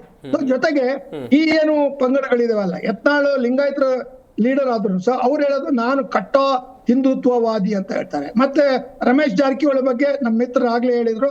ಸೊ ಅದರಿಂದ ಈ ಪ್ರತಿಯೊಬ್ಬ ನಾಯಕರಲ್ಲೂ ಒಂದ್ ರೀತಿನಲ್ಲಿ ಅವರು ಅಧಿಕಾರವನ್ನ ಕಳೆದುಕೊಂಡಿರ್ತಕ್ಕಂತ ಒಂದು ಅಸಹನೆ. ಮತ್ತೆ ನಾವು ಮುಂದೆ ರಾಜ್ಯದ ಒಂದು ಅಧಿಕಾರವನ್ನ ಸಂಪಾದಿಸಬೇಕಾದ್ರೆ ನಮ್ಮ ಅಧ್ಯಕ್ಷ ಸ್ಥಾನ ನಮಗಿದ್ರೆ ಸೀಟ್ ಹಂಚೋದು ಅಥವಾ ಮುಂತಾದವನ್ನ ನಾವು ಮಾಡ್ತಕ್ಕಂಥ ಒಂದು ಏನು ಇನ್ಫ್ಲೂಯೆನ್ಸ್ ಪ್ರಬಲ ವಲಯ ಇದೆಯಲ್ಲ, ಶಕ್ತಿ ವಲಯ ಅಥವಾ ಪ್ರಭಾವ ವಲಯ, ಅದನ್ನ ಮಾಡ್ಲಿಕ್ಕೆ ಅವ್ರು ಮಾಡ್ತಾ ಇದ್ದಾರೆ ಹೊರತು ಕರ್ನಾಟಕದ ಜನರ ಹಿತದೃಷ್ಟಿಯಿಂದ ಮಾಡ್ತಾ ಇಲ್ಲ. ನೀವ್ ಹೇಳಿದ ಪ್ರಶ್ನೆ ಹೈಕಮಾಂಡ್ ಅನ್ನೇ ನಾನು ಒಂದ್ ರೀತಿನಲ್ಲಿ ಅದು ತಪ್ಪು ಅಂತಕ್ಕಂಥದ್ದನ್ನು ಹೇಳ್ತೀನಿ. ಕಾರಣ ಏನು, high command is not bothered about Karnataka. ಇವ್ರು ಬೀದಿನಲ್ಲೇ ಕಚ್ಚಾಡ್ಲಿ ಅಥವಾ ವಿಧಾನಸಭೆನಲ್ಲೇ ಕಚ್ಚಾಡ್ಲಿ ಅಥವಾ ಇನ್ನೆಲ್ಲಿ ಡೆಲ್ಲಿನಲ್ಲೇ ಹೋಗ್ಲಿ, ರಾಜ್ಯಪಾಲರ ಮುಂದೆ ಹೋಗ್ಲಿ, ಎಲ್ಲಿ ಹೋದ್ರು ಈ ನಾಯಕರುಗಳು ಏನ್ ದೆಹಲಿ ಯಾತ್ರೆ ಮಾಡ್ತಾ ಇದ್ದಾರಲ್ಲ, ಇವರಿಗೆ ಎಳ್ಳಷ್ಟು ಬೆಲೆಯನ್ನ ಕೊಡ್ತಾ ಇಲ್ಲ ಹೈಕಮಾಂಡ್. ಕಾರಣ ಏನು, ಅಲ್ಲಿ ಗುಂಪುಗಳಿದೆ, ಆ ಗುಂಪುಗಳಲ್ಲಿ 3-4 ಗುಂಪುಗಳಿದೆ. ಅಮಿತ್ ಶಾ ಮೋದಿ ಅವರು ಒಂದ್ ಕಡೆಗಿದ್ರೆ ಅವರ ಒಲವು ವಿಜೇಂದ್ರಗಿದೆ ಅಂತ ಕಾಣುತ್ತೆ. ಯಾಕಂದ್ರೆ ಇದುವರೆಗೂ ವಿಜೇಂದ್ರ ಉಳಿದುಕೊಂಡು ಬಂದಿರೋದೇ ಅವರ ಕೃಪಾ ಕಟಾಕ್ಷದಿಂದ. ಅದರಿಂದ ದೃಷ್ಟಿ ಏನು, ಒಂದು ಮೇಜರ್ ಕಮ್ಯುನಿಟಿಯ ಲೀಡರ್ ಅವರ ಮಗನನ್ನ ನಾವು ಈ ರೀತಿ ತಕ್ಷಣ ವಜಾ ಮಾಡಿದ್ರೆ ಅದರಿಂದ ಆಗ್ತಕ್ಕಂಥ ಪರಿಣಾಮ ಏನಾಗ್ಬಹುದು ಅಂತಕ್ಕಂಥದ್ದನ್ನ ಹಿಂದೆ ಯಡಿಯೂರಪ್ಪನವರು ಒಂದು ಸ್ವತಂತ್ರ ಪಕ್ಷವನ್ನು ಕಟ್ಟಿ ಆ ಒಂದು ಬಿಜೆಪಿ ಅಧಿಕಾರಕ್ಕೆ ಬರದಂತೆ ಮಾಡಿದ್ದಾರೆ. ಸೊ 9%, 8 to 9% ವೋಟ್ಸ್ ಈ ಜನರಲ್ಲಿದೆ. ಅಶೋಕ್ರವರು ಅಷ್ಟೇನೆ, ಅವರು ಈಗ ವಿರೋಧ ಪಕ್ಷದ ನಾಯಕರಾಗಿ ಚೆನ್ನಾಗಿ ಮಾತಾಡ್ತಾರೆ, ಕೆಲವು ಸಾರಿ ಬಾಲಿಶವಾಗಿ ಮಾತಾಡ್ತಾರೆ, ಅವ್ರು ತಿದ್ಕೋಬೇಕು ಅವಕಾಶ ಇದೆ. ಆ ದೃಷ್ಟಿಯಿಂದ ನನ್ನ ದೃಷ್ಟಿ ಏನಂದ್ರೆ ಹೈಕಮಾಂಡ್ ನಲ್ಲಿ ಒಂದು ಒಗ್ಗಟ್ಟು ಅಂತಕ್ಕಂಥದ್ದಿಲ್ಲ. ಆ ಒಗ್ಗಟ್ಟನ್ನ ಮೋದಿ ಅವರು, ಅಮಿತ್ ಶಾ ಅವರ ಮಟ್ಟಕ್ಕೆ, ನಡ್ಡಾರವರ ಮಟ್ಟಕ್ಕೆ ತಲುಪಿಸ್ತಕ್ಕಂಥವ್ರು ಇಲ್ಲ. ಮಧ್ಯೆ ಇರ್ತಕ್ಕಂಥವ್ರು ತಮ್ಮ ವಲಯಗಳಿಂದ ಇವ್ರಿಗೆಲ್ಲ ಇಂಟರ್ವ್ಯೂ ಯಾರು ಕೊಡಿಸೋದು, ಅಲ್ಲಿರ್ತಕ್ಕಂಥ ಗುಂಪುಗಾರಿಗಳು. ಅದರಿಂದ ಕರ್ನಾಟಕದ ಒಂದು ಅಶಿಸ್ತಿಗೆ ಅಥವಾ ಬಿಜೆಪಿಯ ಒಂದು ಈ ರೀತಿಯ ಬೀದಿ ರಂಪಾಟಕ್ಕೆ ಕರ್ನಾಟಕದ ಜನ ಅಸಹ್ಯ ಪಡ್ತಕ್ಕಂಥ ಒಂದು ನಡವಳಿಕೆಗೆ ಹೈಕಮಾಂಡ್ನವರೇ ಕಾರಣ ಅಂತಕ್ಕಂಥದ್ದು ನನ್ನ ಒಂದು ಅತ್ಯಂತ ಬಹಳ ಜವಾಬ್ದಾರಿಯುತವಾದ ಅಬ್ಸರ್ವೇಷನ್. ಅದರಿಂದ ನೀವು ಕೇಳುವ ಪ್ರಶ್ನೆಗೆ ಉತ್ತರ ಅಲ್ಲಿದೆ. ಯಾಕೆ ಅಂದ್ರೆ ಅವ್ರು ಯಾಕೆ ಆಕ್ಷನ್ ತಗೊಳ್ತಾ ಇಲ್ಲ ಅಂದ್ರೆ ಏನಾಯ್ತು, ಈ ಒಂದು ಶಿಸ್ತಿನ ಒಂದು ಕ್ರಮವನ್ನ ತೆಗೆದುಕೊಂಡಿದ್ರೆ ಈಗ ನೋಡಿ ಈಶ್ವರಪ್ಪನವರು ಅವರು ಇನ್ನೊಂದು ಬ್ರಿಗೇಡ್ ಎಂತದ ಸಂಗೊಳ್ಳಿ ರಾಯಣ್ಣ ಬ್ರಿಗೇಡ್ ಅಂತ ಮಾಡ್ತಾ ಇದ್ದಾರೆ. ಆ ದೃಷ್ಟಿಯಿಂದ ಎಲ್ಲರೂ ಈ ರೀತಿಯ ಭಿನ್ನವಾದ ತಮ್ಮ ಪ್ರತಿಷ್ಠೆಯನ್ನ ತಾವು ಏನು ಒಂದು ಬಿಜೆಪಿಯಲ್ಲಿ ಹಿಂದೆ ಹಳೇದಿದೆಯಲ್ಲ, ಹಳೇದ್ ನೆನಪಾಕೊಂಡ್ರೆ ಎಷ್ಟೋ ಲೀಡರ್ಸ್ಗಳು ಇರೆಲೆವೆಂಟ್ ಆಗ್ತಾರೆ, ಯಾಕಂದ್ರೆ ಹೊಸ ಪೀಳಿಗೆ. ಅದರಿಂದ ಕರ್ನಾಟಕದ ಜನತೆಗೆ ಬಿಜೆಪಿಯಿಂದ ಮತ್ತೆ JDS ನಲ್ಲಿ ಮಹೇಶ್ ಗೌಡ ಅಂತ ಯುವಕರು ಮುಂದೆ ಬಂದು ಅವರು ಈ ಪಕ್ಷವನ್ನ ಕಟ್ಟಿ ಅಧಿಕಾರಕ್ಕೆ ಬರಬೇಕು. ಆಗ ಮಾತ್ರ ಕರ್ನಾಟಕದಲ್ಲಿ ಕಾಂಗ್ರೆಸ್ಸಿಗೆ ಸರಿಯಾದ ಸವಾಲು ಸಿಗ್ತದೆ. ಇಲ್ಲದ್ರೆ ಕಾಂಗ್ರೆಸ್ ಅಡ್ವಾಂಟೇಜ್, ಇವರು ಬೀದಿಯಲ್ಲಿ ಕಚ್ಚಾಡ್ತಾರೆ, ಅವ್ರು ಒಳಗೆ ಕಚ್ಚಾಡ್ತಾರೆ ಅಷ್ಟೇ. ಅವ್ರ ಮನೆಯಲ್ಲಿ ಗುದ್ದಾಡ್ತಾರೆ, ಇವರು ಹೊರಗಡೆ ಗುದ್ದಾಡ್ತಾರೆ. ಇದೆಲ್ಲವೂ ಕರ್ನಾಟಕದ ರಾಜಕೀಯ ಪಕ್ಷಗಳಿರ್ತಕ್ಕಂಥ ಒಂದು ಸ್ಟ್ಯಾಂಡರ್ಡ್ ಏನಿದೆ, ಅದರ ಒಂದು ಬದ್ಧತೆ ಏನಿದೆ, ಅದರ ಒಂದು ಉನ್ನತ ಸ್ಥಾನ ಇದೆ. ಸಂವಿಧಾನದ ಪ್ರಕಾರ ವಿರೋಧ ಪಕ್ಷ ಎಂದರೆ ಸರ್ಕಾರದ ಟೀಕೆಗಳನ್ನ ಮಾಡಿ ಆ ಸರ್ಕಾರದ ಲೋಪದೋಷಗಳನ್ನ, ದಿನನಿತ್ಯ ಸಾಯುತ್ತಿರುವ ಜನರ, ರೈತರ, ಮಹಿಳೆಯರ ಆಸ್ಪತ್ರೆಗಳಲ್ಲಿ ಆಗ್ತಕ್ಕಂಥ ಅನ್ಯಾಯ, ಈ ರೀತಿಯ ದುರುಪಯೋಗವನ್ನ ಮಾಡ್ತಕ್ಕಂಥ ಸನ್ನಿವೇಶವನ್ನ ತಾವು ಸೃಷ್ಟಿ ಮಾಡಿದ್ದೀರಿ. ಆದ್ರೆ ನೀವು ಮಾಡಿದ ತಪ್ಪಿಗೆ ಮತ್ತೆ ಹೆಚ್ಚಿನ ತಪ್ಪುಗಳು ಆಗ್ತಾ ಇದೆ ಎನ್ನುವ ರೀತಿಯಲ್ಲಿ ಚೆಕ್ಸ್ ಅಂಡ್ ಬ್ಯಾಲೆನ್ಸಸ್. ಆ ಒಂದು ವಿರೋಧ ಪಕ್ಷದ ಕನ್ಸ್ಟ್ರಕ್ಟಿವ್ ಅಪೋಸಿಷನ್, ರಚನಾತ್ಮಕವಾದ ವಿರೋಧ ಪಕ್ಷವಾಗುವಲ್ಲಿ ಬಿಜೆಪಿ ವಿಫಲವಾಗಿದೆ. ಕಾರಣ ಅವ್ರಿಗಿನ್ನು 2.5-3 ವರ್ಷ ಚುನಾವಣೆ ಕಾಯ್ಬೇಕಾಗಿದೆ. ಆದ್ರೆ ಮುಂದೆ ಈ ಸ್ಥಳೀಯ ಸಂಸ್ಥೆಗಳ ಚುನಾವಣೆ ನಡೀತದೆ, ಕಾರ್ಪೊರೇಷನ್ ಚುನಾವಣೆ ನಡೀತದೆ, ಅಲ್ಲಿಯೂ ಈ ರೀತಿ ಕಚ್ಚಾಡಿದ್ರೆ ಕಾಂಗ್ರೆಸ್ಸಿಗೆ ಅದು ಒಂದು ರೀತಿ ಹಬ್ಬ ಆಗ್ತದೆ. ಕಾಂಗ್ರೆಸ್ನವರು ಅದೃಷ್ಟರಾಗಿದೆ, ಇನ್ನು 3 ವರ್ಷ ಅವ್ರು ಎಲ್ಲ ಕಡೆಗೂ ಗೆಲ್ತಕ್ಕಂಥ ಸನ್ನಿವೇಶವನ್ನ ಬಿಜೆಪಿ ಅವರೇ ಸೃಷ್ಟಿ ಮಾಡ್ತಾರೆ. ಇದಕ್ಕೆಲ್ಲ ಕಾರಣ ಮುಖ್ಯವಾಗಿ ಹೈಕಮಾಂಡ್ ನಲ್ಲಿರ್ತಕ್ಕಂಥ ಈ ಒಂದು ನಿರ್ಲಕ್ಷ್ಯ ಭಾವನೆ, ಆ ಒಂದು ಬಿಜೆಪಿಯಲ್ಲಿ ಶಿಸ್ತನ್ನ, ಶಾಂತಿಯನ್ನ ಬೀಸ್ತಕ್ಕಂತ ಒಂದು ಏನು ಹಿಂದಿನ ನಡವಳಿಕೆ ಅಂತ. ಅದು ಯಾಕಂದ್ರೆ ಇವರು ಅಧಿಕಾರಕ್ಕೆ ಬರಲ್ಲ, ಅಲ್ಲಿ ಮುಖ್ಯಮಂತ್ರಿಗಳಿಂದ ಹರಿಯಾಣದಲ್ಲಿ ಹ್ಯಾಂಡ್ ಪಿಕ್ಡ್ ಮಾಡ್ತಾರೆ, ಒಬ್ಬ ಅನ್ನೋನ್ ಪರ್ಸನ್ ಅನ್ನ ಮಾಡ್ತಾರೆ, ಅದ್ರ ಬಿಗಿಯಾಗಿ ನಡೀತದೆ. ಅಂದ್ರೆ ಏನಾಯ್ತು, ಕರ್ನಾಟಕದಲ್ಲಿ ಅಧಿಕಾರದಲ್ಲಿ ಇರತಕ್ಕಂತ ಕಾಂಗ್ರೆಸ್ ಪಕ್ಷಕ್ಕೆ ಸಬಲವಾದ ವಿರೋಧ ಪಕ್ಷವಾದ ಬಿಜೆಪಿ JDS ನ ಕಂಬೈನ್ ಅನ್ನ ಸ್ಟ್ರೆಂಥನ್ ಮಾಡುವ, ಅದನ್ನ ಸುದೃಢಗೊಳಿಸ್ತಕ್ಕಂತ ಒಂದು ದೂರದೃಷ್ಟಿ ಬಿಜೆಪಿಯ ಹೈಕಮಾಂಡ್ ನಲ್ಲಿ ಇಲ್ಲ ಎಂತಕ್ಕಂಥದ್ದನ್ನ ಇವ್ರನ್ನ ಬೈದ ಪ್ರಯತ್ನ, ಇವ್ರ ಟೀಕೆ ಮಾಡಿ ಪ್ರಯತ್ನ, ಯಾಕಂದ್ರೆ ಇವರೆಲ್ಲ ಡಿಸ್ಟ್ರಿಕ್ಟ್ ಲೀಡರ್ಸ್, ಇವರೆಲ್ಲ ಅಂತ ಒಂದು ರೆಲೆವೆಂಟ್ ಇಲ್ಲ. ಕರ್ನಾಟಕ ಜನ ಇವ್ರ ಬಗ್ಗೆ ಬೇಸತ್ತಾಗಿ ಇವ್ರನ್ನ ಅಧಿಕಾರದಿಂದ ಕಿತ್ತಾಕಿದ್ದಾರೆ. ಆದರೆ ಯುವಕ ನಾಯಕರನ್ನ, ಬಿಜೆಪಿಯಲ್ಲಿ ಉಳಿಸಿಕೊಳ್ತಕ್ಕಂಥ ಕಾರ್ಯಕರ್ತರನ್ನ ಗೌರವಿಸಿ ಅವರ ವಿಶ್ವಾಸವನ್ನ ಪಡೆದು ಜನರಿಗೆ ಏನು ಈ ಅನ್ಯಾಯಗಳಾಗ್ತಾ ಇದೆ ಅಂತ ತಿಳಿಸ್ತಕ್ಕಂಥ ಒಂದು ಕಾರ್ಯದಲ್ಲಿ ಬಹುಶಃ ಬಿಜೆಪಿಯ ಒಂದು ಹೈಕಮಾಂಡ್ ಏನಾದ್ರೂ ಗಮನ ಹರಿಸಿದ್ರೆ ಸ್ವಲ್ಪ ರಿಪೇರಿ ಆಗ್ಬೋದು. ಆದ್ರೆ ಇದು ಬಿಜೆಪಿ ಹಾಕಿರ್ತಕ್ಕಂಥ ಶರ್ಟ್ ರೀತಿಯಲ್ಲಿದೆ. ವೆಲ್ ಕುಮಾರ್ ಅವರೇ, ಆಗ್ಲೇ ಏನು ಹೇಳ್ತಾ ಇದ್ರಿ ಮಹೇಶ್ ಗೌಡ್ರಿಗೆ, ಈಗ ಕಂಟಿನ್ಯೂ ಮಾಡಿ. ಪುರಾಣಿಕ್ ಸರ್ ಮಾತಾಡಿರೋ ಕೆಲವೊಂದು ಮಾತನ್ನು ಅವ್ರಿಗೆ ಮತ್ತೊಂದು ಅದಕ್ಕೆ ಒಂದು ಉತ್ತರ ಕೊಡಬೇಕಾಗಿದೆ. ಏನು ಅಂತಂದರೆ ಸರ್, ನಾವು ಜನರಿಗೆ ಕೊಡಬೇಕಾಗಿರೋ ಕಾರ್ಯಕ್ರಮದಲ್ಲಿ ಯಾವ್ದಾದ್ರು ಲೋಪದೋಷ ಇದ್ದರೆ ರಾಜಕೀಯ ವಿಶ್ಲೇಷಕ ತಾವು ಹಿರಿಯರು ಹೇಳ್ಬೋದಿತ್ತು. ನಮ್ಮ ಪಕ್ಷದ ಚೌಕಟ್ಟೊಳಗಡೆ ನಮ್ಮ ಅಧಿಕಾರಕ್ಕೆ ಸಂಬಂಧಪಟ್ಟಂತೆ ಕೇಳಿ ಸರ್ ಒಂದು ನಿಮಿಷ. ನಮ್ಮ ಪಕ್ಷದ ಚೌಕಟ್ಟಿನೊಳಗಡೆ ನಮ್ಮ ಪಕ್ಷದ ಆಂತರಿಕ ಏನು ನಾಯಕತ್ವದ ವಿಚಾರದಲ್ಲಿ ಚರ್ಚೆ ಇರುತ್ತೆ, ನಾವು ಅದನ್ನ ಬಗೆಹರಿಸ್ಕೊತೇವೆ. ಒಂದು ನಿಮಿಷ ಸರ್ಕಾರ ಸರ್, ಒಂದು ನಿಮಿಷ ಸಾಮಾನ್ಯ ಜನರು ಮಾತಾಡೋಂಗಿಲ್ವಾ ಸರ್? ಒಂದು ನಿಮಿಷ ಸಾಮಾನ್ಯ ಜನರು ಮಾತಾಡೋಂಗಿಲ್ವಾ ಸರ್? ಒಂದು ನಿಮಿಷ ಭಿನ್ನಾಭಿಪ್ರಾಯಗಳ ಬಗ್ಗೆ ಮಾತಾಡೋಂಗಿಲ್ವಾ ಸರ್? ಹಾಗಾದ್ರೆ ಯಾರು ಮಾತಾಡಬಾರ್ದು ಸರ್? ಮಾಡಿದ್ರೆ ಸರಿನಾ ಸರ್? ಹಾಗಾದ್ರೆ ನೋಡಿ, ನಾನೆಲ್ಲೂ ಆ ವಿತಂಡವಾದ ಮಾಡೋದಿಲ್ಲ ಬಿಜೆಪಿ ಅವ್ರ ತರ ಅಥವಾ ಬೇರೆಯವ್ರ ತರ. ನಮಗೆ ಪರಿಪೂರ್ಣವಾದಂತ ಪ್ರಜ್ಞೆ ಇದೆ. ನಮ್ಮ ವಾದ ಏನು ಅಂತಂದ್ರೆ, ನಮ್ಮ ಪಕ್ಷ ಪ್ರಣಾಳಿಕೆಯಲ್ಲಿ ಏನು ಕರ್ನಾಟಕ ರಾಜ್ಯ ಜನತೆಗೆ ಹೇಳಿದ್ದೇವೆಯೋ ಅದನ್ನ ಚಾಚು ತಪ್ಪದೆ ಓಕೆ ತಲುಪಿಸುವಲ್ಲಿ ನಾವು ಕೆಲಸ ಮಾಡ್ತಿದ್ವಿ. ಅದು ನಮ್ಮ ಕುಮಾರ್, ಇದ್ರ ಬದ್ಧತೆ ಬಗ್ಗೆ ಒಂದು ಉತ್ತರ ಕೊಡ್ತೀನಿ ಸರ್. ನಮ್ಮ ಬದ್ಧತೆ Clarification ಕೊಡಿ. ಒಂದ್ ನಿಮಿಷ, ನಮ್ಮ ಬದ್ಧತೆ ಅದು ನಮ್ಮ ಬದ್ಧತೆ. ಎಸ್ ಎಸ್ ಎಸ್ ನೋಡಿ, ಬೇರೆ clarification ಪಕ್ಷದವರಲ್ಲಿ ಒಂದು ನಿಮಿಷ, ಬೇರೆ ಪಕ್ಷದವರಲ್ಲಿ ಏನೋ ನಡೀತಿದ್ರೆ ಅದನ್ನ ನಮ್ಮ ಪಕ್ಷಕ್ಕೆ ತಳಕ ಹಾಕೊಳಕ್ ನಾವು ಸಿದ್ಧ ಇಲ್ಲ ಯಾವುದೇ ಕಾರಣಕ್ಕೂ. ಅದು ಅವ್ರ ಆಂತರಿಕ ವಿಚಾರ. ಅವ್ರು ಏನಾರು ಮಾಡ್ಕೊಂಡು ಹೆಂಗಾರು ಮಾಡ್ಕೊಳ್ಳಿ. ಅವರ ನೀವೇ ಹೇಳಿದಂತ ಮಾತ್ರ ಆ ತಾಕತ್ತು, ಆ ದಮ್ಮು ಅದಿಲ್ಲ ಅವರಲ್ಲಿ ಅಂತ ತಾವೇ ತಮ್ಮ ಮಾತನ್ನ ಅರ್ಥದಲ್ಲಿ ತಿಳಿಸಿದ್ದೀರಿ ಅಂತ ನಾನು ಭಾವಿಸ್ತೇನೆ. ಒಂದು ಹೌದು ಕುಮಾರ್ ಒಂದ್ ಮಾತು ಒಂದು ನಿಮಿಷ ಕ್ಲಾರಿಟಿ ತಗೊಂಡ್ಬಿಡ್ರ. ಆಗ ಪುರಾಣಿಕ್ ಸರ್ ಹೇಳ್ಬಿಡಿ ಸರ್. ಅಲ್ಲ, ಕ್ಲಾರಿಟಿ ಇಸ್ ಇಂಪಾರ್ಟೆಂಟ್, ಜನರಿಗೆ ಗೊತ್ತಾಗಬೇಕಲ್ಲ. ಹೌದು ನೀವು ಏನು ಗ್ಯಾರಂಟಿಗಳು ಕೊಟ್ಟಿದ್ದೀರಲ್ಲ, ಅದು ನೀವು ಇಂಪ್ಲಿಮೆಂಟ್ ಮಾಡಿದ್ರಿ, ಅದಕ್ಕೆ ನಾನು ನಿಮ್ಗೆ ಅಪ್ರಿಶಿಯೇಟ್ ಮಾಡ್ತೇನೆ, ಶಾಬಾಸ್ ಅಂತ ಹೇಳ್ತೀನಿ. ಆದ್ರೆ ಅದನ್ನ ಒಂದ್ ಕೈಯಲ್ಲಿ ಕೊಟ್ಟು ಇನ್ನೊಂದ್ ಕೈಯಲ್ಲಿ ಏನು ಹಾಲಿನ ದರ ಏರಿಸಿದ್ರಿ, ಎಲೆಕ್ಟ್ರಿಸಿಟಿ ದರ ಏರಿಸಿದ್ರಿ, ಮತ್ತೆ ಲಿಕ್ಕರ್ ದರ ಅಲ್ವಾ ಸರ್? ಏರಿಸಿದ್ರಿ. ಅಲ್ವಾ ಸರ್? ನಿಮ್ಮ ಸರ್ ಒಪ್ಕೊಂಡೆ ಸರ್. ನೀವೇನ್ ಲೈನಲ್ಲಿ ಹೇಳ್ತಿದ್ದೀರಿ ಅಂತ ನಾನು ಒಪ್ಕೊಂಡೆ ಸರ್. ಸರ್ ಒಂದ್ ನಿಮಿಷ, ನೀವ್ ಹೇಳಿದ ಲೈನ್ ನನ್ಗೆ ಅರ್ಥ ಆಯ್ತು. ಸರ್, ಬೆಲೆ ಏರಿಕೆ ಒಂದು ನಿಮಿಷ ಸರ್, ಒಂದು ನಿಮಿಷ ಪುರಾಣಿಕ್ ಸರ್. ಬೆಲೆ ಏರಿಕೆಯ ಬಿಸಿಯನ್ನ ಇಡೀ ಭಾರತ ದೇಶಕ್ಕೆ ಉಣಿಸಿದವ್ರೆ 11 ವರ್ಷಗಳಿಂದ ಆಡಳಿತ ನಡೆಸುತ್ತಿರುವಂತ ಇದೇ ಭ್ರಷ್ಟ ಜಾಸ್ತಿ ಮಾಡಿದ್ರು ಒಂದು ನಿಮಿಷ. ದೇವರು ಧರ್ಮ ಧಾರ್ಮಿಕತೆಯ ಮೌಢ್ಯತೆಯನ್ನ ತುಂಬಿ ಜನರನ್ನ ಅಂಧಕಾರದಲ್ಲಿ ದುರಾಡಳಿತ ಮಾಡಿ ಕ್ಲಾರಿಟಿ ಕೇಳ್ತಿದ್ದಾರೆ ಸರ್. ಕ್ಲಾರಿಟಿ ಕೇಳ್ತಿದ್ದಾರೆ. ಗ್ಯಾರಂಟಿ ಸರ್ ಸರ್ಕಾರದ ಯೋಜನೆ ಹೇಳ್ಬೋದು ಸರ್. ಒಂದು ನಿಮಿಷ, ದಯವಿಟ್ಟು ನಾನು ಅಲ್ಲಿಗೆ ಬರ್ತಾ ಇದ್ದೀನಿ. ಬೇಗ ಹೇಳ್ಬಿಡಿ. ಬೆಲೆ ಏರಿಕೆ ಅನ್ನೋದು ಬಂದದ್ದೇ 35 ರೂಪಾಯಿಗೆ ಪೆಟ್ರೋಲ್ ಕೊಡ್ತೀನಿ, ಡಾಲರ್ ಬೆಲೆ 1 ರೂಪಾಯಿಗೆ ತರ್ತೀನಿ ಅಂತ 87 ರೂಪಾಯಿಗೆ ತಂದಿದ್ದಕ್ಕೆ ಬೆಲೆ ಏರಿಕೆ ಆಗಿರೋದು ಸರ್. ಹಣದುಬ್ಬರದ ವ್ಯವಸ್ಥೆ ಬಗ್ಗೆ ನಿಮ್ ಕೈಲಿ ಮಾತನಾಡಕ್ಕಾಗುತ್ತಾ? GDP ಗ್ರೋತ್ ಏನಾಗಿದೆ ಅಂತ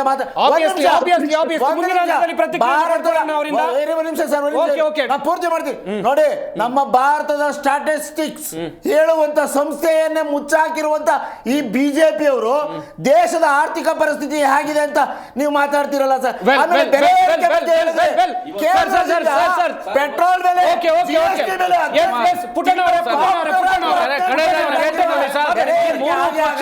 ಕುಮಾರ್ ಅವರೇ,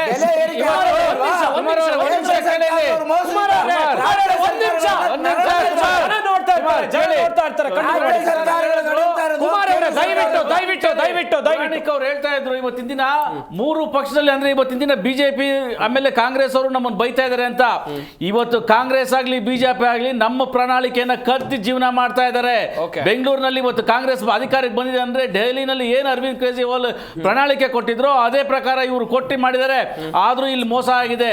ಜನಗಳಿಗೆ ಕರೆಂಟ್ ಕೊಡ್ತೀವಿ 200 ಯೂನಿಟ್ ಅಂತ ಅಂದ್ಬಿಟ್ಟು 200 ಯೂನಿಟ್ ಕೊಡ್ತಾ ಇಲ್ಲ. ಕಾಂಗ್ರೆಸ್ ನಲ್ಲಿ ಇಲ್ಲಿ ಮೋಸ ಮಾಡ್ತಾ ಇದ್ದಾರೆ. ಕೊಡ್ತಾ ಇಲ್ಲ ಸರ್, ನನಗೆ ಗೊತ್ತು. ನಾನು ಹೇಳ್ತೀನಿ ಕೇಳಿ ಸರ್, 200 ಯೂನಿಟ್ ಕೊಡ್ತಾ ಇಲ್ಲ. ಆಮೇಲೆ ಇದೇ ಬಿಜೆಪಿ ಅವರು ಅರವಿಂದ್ ಕೇಜ್ರಿವಾಲ್ ಅವ್ರನ್ನ ಆಡ್ಸಿದ್ರು, ದೇಶ ಮುಳುಗೋಯ್ತು, ಡೆಲ್ಲಿ ಮುಳುಗೋಯ್ತು ಅಂತ. ಇದೇ ಬಿಜೆಪಿನವರು ಇವತ್ತು ಮಹಾರಾಷ್ಟ್ರದಲ್ಲಾಗ್ಲಿ, ಡೆಲ್ಲಿನಲ್ಲಾಗ್ಲಿ, ಹರಿಯಾಣದಲ್ಲಾಗ್ಲಿ ನಮ್ಮ ಅರವಿಂದ್ ಕೇಜ್ರಿವಾಲ್ ಏನು ಸಿದ್ಧಾಂತ ಇದೆ ಅದನ್ನೇ ಪಾಲಿಸ್ತಾ ಇದ್ದಾರೆ. ಅವ್ರಿಗೆ ತಾಕತ್ತಿಲ್ವಾ ಅವ್ರಿಗೆ? ಬಗ್ಗೆ ಓಕೆ ಮಹೇಶ್ ಗೌಡ್ರೆ, ಈಗ ಮೊನ್ನೆ ನಡೆದಂತ 23 ಒಂದ್ ನಿಮಿಷ ದಯವಿಟ್ಟು ಎಲ್ರಿಗೂ ಸಮಾನ ಅವಕಾಶ ಕೊಡ್ಬೇಕು ಸರ್. ಕೂತ್ಕೊಂಡಿದ್ದಾರೆ ಸರ್, ದಯವಿಟ್ಟು ಅವರಿಂದ ಪ್ರತಿಕ್ರಿಯೆ ಬೇಕು. ಸರ್ ಮಹೇಶ್ ಗೌಡ್ರೆ 23 ಜಿಲ್ಲಾಧ್ಯಕ್ಷರ ಆಯ್ಕೆ ವಿಚಾರಕ್ಕೆ ಸಂಬಂಧಿಸಿದಂತೆ ದೊಡ್ಡ ಮಟ್ಟದ ಜಟಾಪಟಿ ನಡೀತಾ ಇದೆ ಸರ್. ನೀವೇನ್ ಹೇಳ್ತೀರಾ ಸರ್ ಈ ವಿಚಾರವಾಗಿ? ಸರ್, ಮೇಕೆದಾಟು ಯೋಜನೆ ಬಗ್ಗೆ ಹೋರಾಟ ಮಾಡಿದ್ ಯಾರು ಸರ್? ಮೇಕೆದಾಟು ಏನ್ ಮಾಡಿದ್ರಿ ಹೋರಾಟ ಮಾಡಿ ಸರ್? ಏನ್ ಮಾಡಿದ್ರಿ ಹೋರಾಟ ಮಾಡಿ?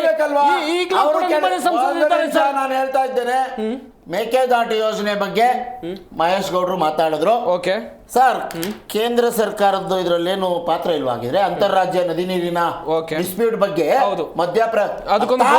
ಇಲ್ಲ ಕೇಂದ್ರ ಸರ್ಕಾರಕ್ಕೆ. ಅಂತಾರಾಜ್ಯ ನದಿ ನೀರಿನ ಬಿಕ್ಕಟ್ಟನ್ನ ಸರಿಪಡಿಸೋದಕ್ಕೆ ಅವ್ರಿಗೆ ತಾಕತ್ತೆ ಇಲ್ಲ. ಈಗ ನಿಮ್ಮ ಸಂಸದರಿದ್ದಾರೆ, ಮಾತಾಡ್ಬೋದಲ್ವಾ ಸರ್ ಅಂತ? ಒಂದ್ ನಿಮಿಷ ನಿಮ್ ಸಂಸದರು ಇದಾರಲ್ಲ, ಕಾಂಗ್ರೆಸ್ ಸಂಸದರು ಹೋಗಿ ಮಾತಾಡ್ಬೋದಲ್ಲ? ಒಂದು ನಿಮಿಷ ಆಯ್ತಪ್ಪ. ರಾಜ್ಯ ಪಕ್ಷದಿಂದ ಆಯ್ಕೆ ಆದವರು. ಈಗ 1 ನಿಮಿಷ ಅವ್ರು ಹೇಳಿದ್ದೇನು, Okay. 24 ಗಂಟೆ ಒಳಗಡೆ ನಾವು ಗ್ರೀನ್ ಸಿಗ್ನಲ್ ಕೊಡಿಸ್ತೇವೆ ಅಂತ. ಈಗ ನಾನು ಸಾಯೋದ್ರೊಳಗಡೆ ಕೊಡಿಸ್ತೀನಿ ಅಂತ ಎಸ್ ಎಸ್ ಮಹೇಶ್ ಗೌಡ್ರೆ, ಮಹೇಶ್ ಗೌಡ್ರೆ, ಓಕೆ ಓಕೆ ಓಕೆ ಓಕೆ, ನೀರಿನ ಮಹೇಶ್ ಗೌಡ್ರೆ ಯೋಜನೆ ಕಂಟಿನ್ಯೂ ಮಾಡಿ. ಮಹೇಶ್ ಗೌಡ್ರೆ, ನೀರಿನ ಯೋಜನೆ ಬಗ್ಗೆ sir sir sir sir matter divert ಆಗೋದು ಬೇಡ, ಮ್ಯಾಟರ್ ಡೈವರ್ಟ್ ಆಗೋದು ಬೇಡ, ಮ್ಯಾಟರ್ ಡೈವರ್ಟ್ ಆಗೋದು ಬೇಡ, ಮ್ಯಾಟರ್ ಡೈವರ್ಟ್ ಆಗೋದು ಬೇಡ. ಮಹೇಶ್ ಗೌಡ್ರೆ, ಮಹೇಶ್ ಗೌಡ್ರೆ, ಮಹೇಶ್ ಗೌಡ್ರೆ ಮಾತಾಡಿ, ಮಹೇಶ್ ಗೌಡ್ರೆ ಮಾತಾಡಿ. ಬೆಂಗಳೂರು ನಗರಕ್ಕೆ ಉತ್ತರ ಭಾರತೀಯರ ಕೊಡುಗೆ, ಉತ್ತರ ಭಾರತೀಯರೇ ಅತಿ ಹೆಚ್ಚು ಜನರಿದ್ದಾರೆ ಸರ್. ದಯವಿಟ್ಟು ಚರ್ಚೆಯಲ್ಲಿ ಭಾಗಿಯಾದವರು ಎಲ್ಲರೂ ಕೂಡ ಮಾತಾಡಬೇಕು ಸರ್. ದಯವಿಟ್ಟು ನೋ ಸರ್, ನಿಮ್ಗೂ ಟೈಮ್ ಕೊಟ್ಟಿದ್ದೀನಿ, ಅವರಿಗೂ ಟೈಮ್ ಕೊಟ್ಟಿದ್ದೀನಿ. ನನ್ನ ಪ್ಯಾನೆಲ್ ಇರುವಂತ ಎಲ್ಲರಿಗೂ ಕೂಡ ಸಮನಾಗಿ ಅವಕಾಶವನ್ನ ಕೊಡಬೇಕು. ಮಹೇಶ್ ಗೌಡ್ರೆ ಮಾತಾಡಿ. ಕುಮಾರ್ ಅವರೇ 1 ನಿಮಿಷ ದಯವಿಟ್ಟು ರಿಕ್ವೆಸ್ಟ್ ದಯವಿಟ್ಟು ಗೌಡ್ರೆ 1 ನಿಮಿಷ ಅವಕಾಶ ಅಷ್ಟೇ. ಬೆಂಗಳೂರು ನಗರಕ್ಕೆ ಈ ಬೇಸಿಗೆಯಲ್ಲಿ ವ್ಯರ್ಥವಾಗಿ ಹರಿದೋಗ್ತಿರುವಂಥ ಸಮುದ್ರಕ್ಕೆ ಹರಿದೋಗ್ತಿರೋ ನೀರನ್ನ ತಡೆಗೋಡೆ ಹಾಕೊಂಡು ನೀರನ್ನ ಕುಡಿಯೋ ನೀರಿಗೆ ಬಳಸ್ಕೋತೀವಿ, ವ್ಯವಸಾಯಕ್ಕಲ್ಲ. ಯಾರಿಗೆ ಬೆಂಗಳೂರು ನಗರಕ್ಕೆ ಪ್ರತಿದಿನ 5,000 10,000 ಜನ 20,000 ಜನ ವಲಸೆ ಬರ್ತಿದಾರಲ್ಲ, ಯಾರು ಗೊತ್ತಾ? ಅಲ್ಲಿ ಅವ್ರಿಗೆ ಉದ್ಯೋಗ ಕೊಟ್ಟಿಲ್ಲ, ಆಹಾರ ಕೊಟ್ಟಿಲ್ಲ, ಸ್ಥಳ ಕೊಟ್ಟಿಲ್ಲ.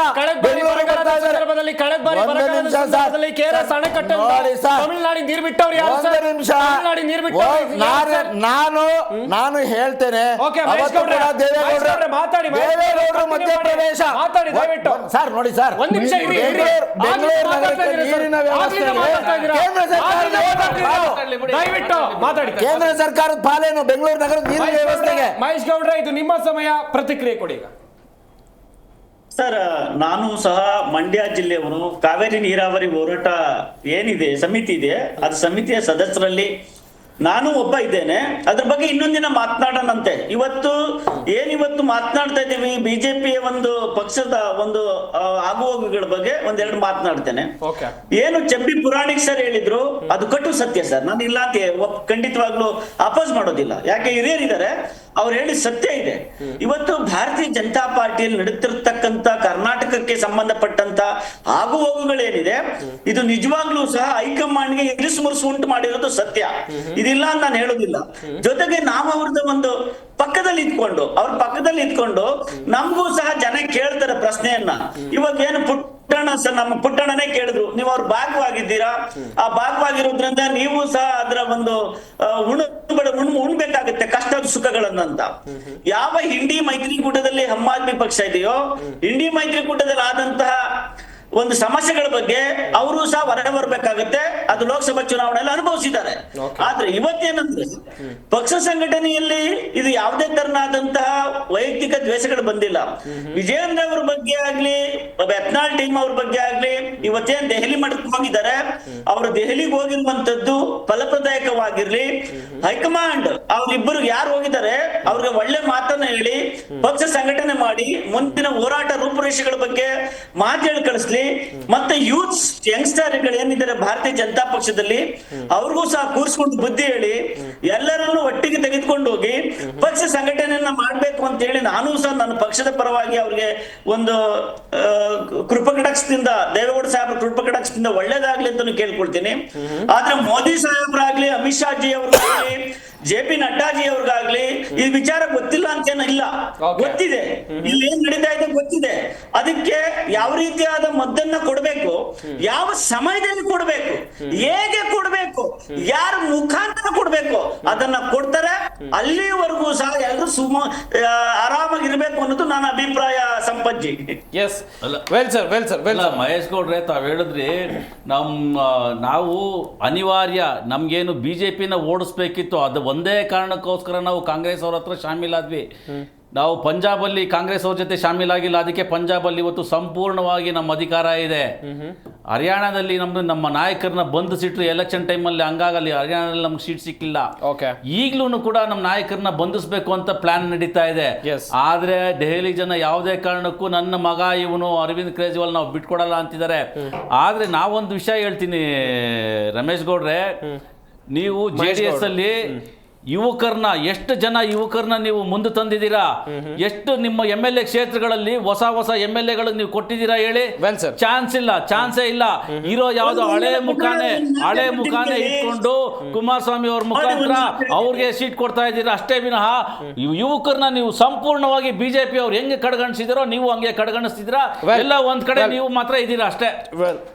ಪುರಾಣಿಕ್ ಸರ್, ಜೆಡಿಎಸ್ ಪಕ್ಷ ಒಂದು ಕಾರ್ಖಾನೆ ಬೆಳೆದೋದ್ರೆಲ್ಲ ಬಿಜೆಪಿ ಕಾಂಗ್ರೆಸ್ ಅಲ್ಲಿ 80% ಇರೋರೆಲ್ಲ ದೇವೇಗೌಡ ಶಿಷ್ಯಂಡಿರಿ ಅಲ್ಲಿ ಕೂತವ್ರಲ್ಲ ನಮ್ಮ ಕುಮಾರಣ್ಣ.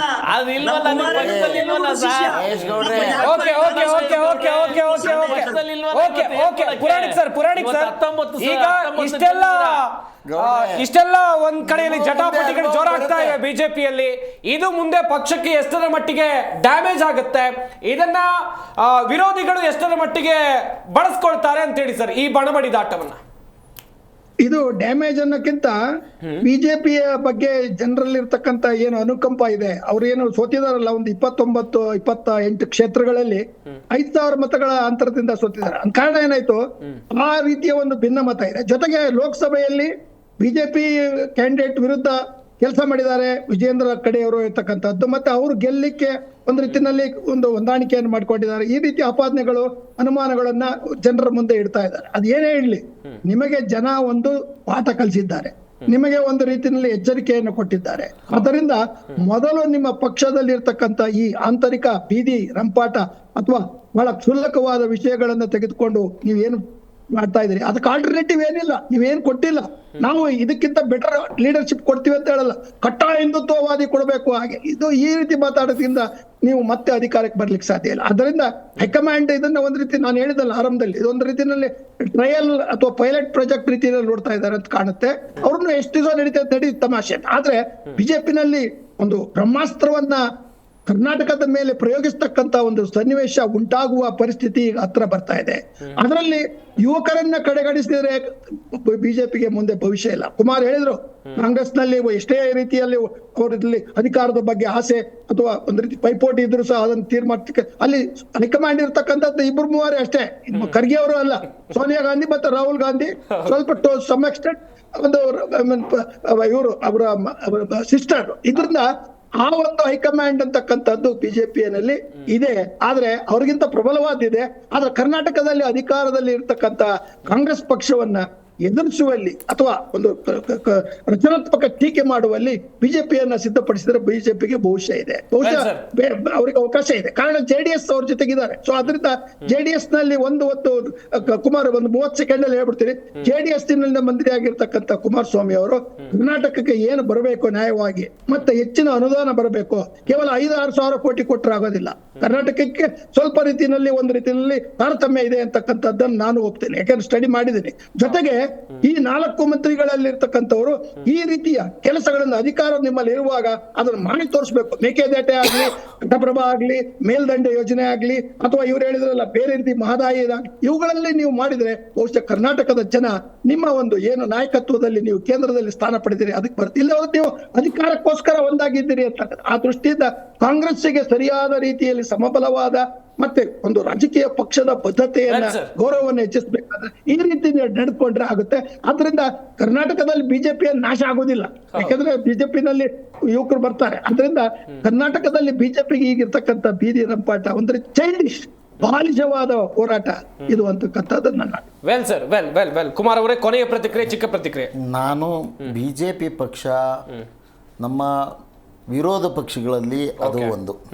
ಅವ್ರು ಕೇಂದ್ರದಲ್ಲಿ ಆಡಳಿತದಲ್ಲಿರ್ಬೋದು, ನಾವು ಅಷ್ಟು ಚುಟುಕಾಗಿ ನೋಡಿ, ಆಡಳಿತ ಪಕ್ಷ ಮತ್ತು ವಿರೋಧ ಪಕ್ಷ ರಚನಾತ್ಮಕವಾಗಿ ಕೆಲಸ ಮಾಡಬೇಕಾಗಿದೆ, ಜನತೆಯ ಆಶೋತ್ತರಗಳಿಗೆ ಕಾರ್ಯನಿರ್ವಹಿಸಬೇಕಾಗಿದೆ. ಹೀಗೆ ಅವರ ಆಂತರಿಕ ಅಭದ್ರತೆಯಿಂದ ಕರ್ನಾಟಕದ ರಾಜ್ಯದ ವಿಷಯವನ್ನ ಮೊಟಕುಗೊಳಿಸೋದು ಬೇಡ, ವಿಷಯಾಂತರ ಆಗೋದು ಬೇಡ. ಬಹಳ ಪ್ರಮುಖವಾದಂಥ ವಿಚಾರ ಯಾವ ಕಾಲಘಟ್ಟದಲ್ಲಿದ್ದೇವೆ ಅಂದ್ರೆ ಬಜೆಟ್, ಈ ವರ್ಷದ ಪೂರ್ತಿ ಯೋಜನೆಗಳ ಬಗ್ಗೆ ಚರ್ಚೆ ಆಗಬೇಕಾಗಿದೆ. ಇವರು ವಿಷಯಾಂತರ ಮಾಡೋದಕ್ಕೆ ಈ ವಿಷಯವನ್ನು ಬಳಸ್ಕೊತಾ ಇದ್ದಾರೆ, ಅದು ಸರಿಯಲ್ಲ. ಎಲ್ಲಾ ಸಂಸದರು ಕರ್ನಾಟಕದಿಂದ ಆಯ್ಕೆ ಆಗೋಗಿರುವಂತ ಧೈರ್ಯವಾಗಿ ಎದ್ದು ನಿಂತು ಕರ್ನಾಟಕದ ಪರವಾಗಿ 4 ಜನ ಮಂತ್ರಿಗಳ ಜೊತೆಗೆ ಕೆಲಸ ಮಾಡಬೇಕಾಗಿದೆ. ಕಾರ್ಯಕ್ರಮ ಏನೋ ಅದನ್ನ ಹೇಳಿ ಕರ್ನಾಟಕದ ಜನತೆ. ಮಹೇಶ್ ಗೌಡ್ರೆ, ಕೊನೆಯ ಪ್ರತಿಕ್ರಿಯೆ ಚುಟುಕಾಗಿ. ಸರ್ ಈಗಾಗ್ಲೇ ನಾವು ಕುಮಾರಣ್ಣ ನನ್ನನ್ನು ತಾನೇ ಭೇಟಿ ಮಾಡಿ ನನ್ನನ್ನು ಸಹ ಅವ್ರ ಜೊತೆ ಮಾತನಾಡಿದ್ದೇನೆ. Okay. ಏನ್ ಇವತ್ತು ವೈಜಾಗ್ ಕಂಪನಿಗೆ 12,440 ಕೋಟಿ ರೂಪಾಯಿಗಳನ್ನ ಬಿಡುಗಡೆ ಮಾಡಿಸಿದ್ದಾರೆ. ಮುಂದಿನ ದಿನಗಳಲ್ಲಿ ನಾವೇನ್ ಕೊಡ್ಬೇಕಂತ ಅನ್ಕೊಂಡಿದೀವಿ ಅದು ಕರ್ನಾಟಕ ಕೊಟ್ಟೇ ಕೊಡ್ತೀವಿ ಸರ್. ಕುಮಾರಸ್ವಾಮಿ ಸರ್ ತರ ನಿಜವಾಗ್ಲೂ ಹೇಳ್ತೀನಿ, ಅಂತ ಸೌಹೃದಯವಂತ ಮುಖ್ಯಮಂತ್ರಿಯನ್ನ ಈ ನಾಡು ನೋಡೋದಿಕ್ ಸಾಧ್ಯ ಇಲ್ಲ. ನಾನು ಅವ್ರ ಹತ್ರದಿಂದ ನೋಡಿದೀನಿ, ಕುಮಾರ್ ಅವರು ನೋಡಿದ್ದಾರೆ.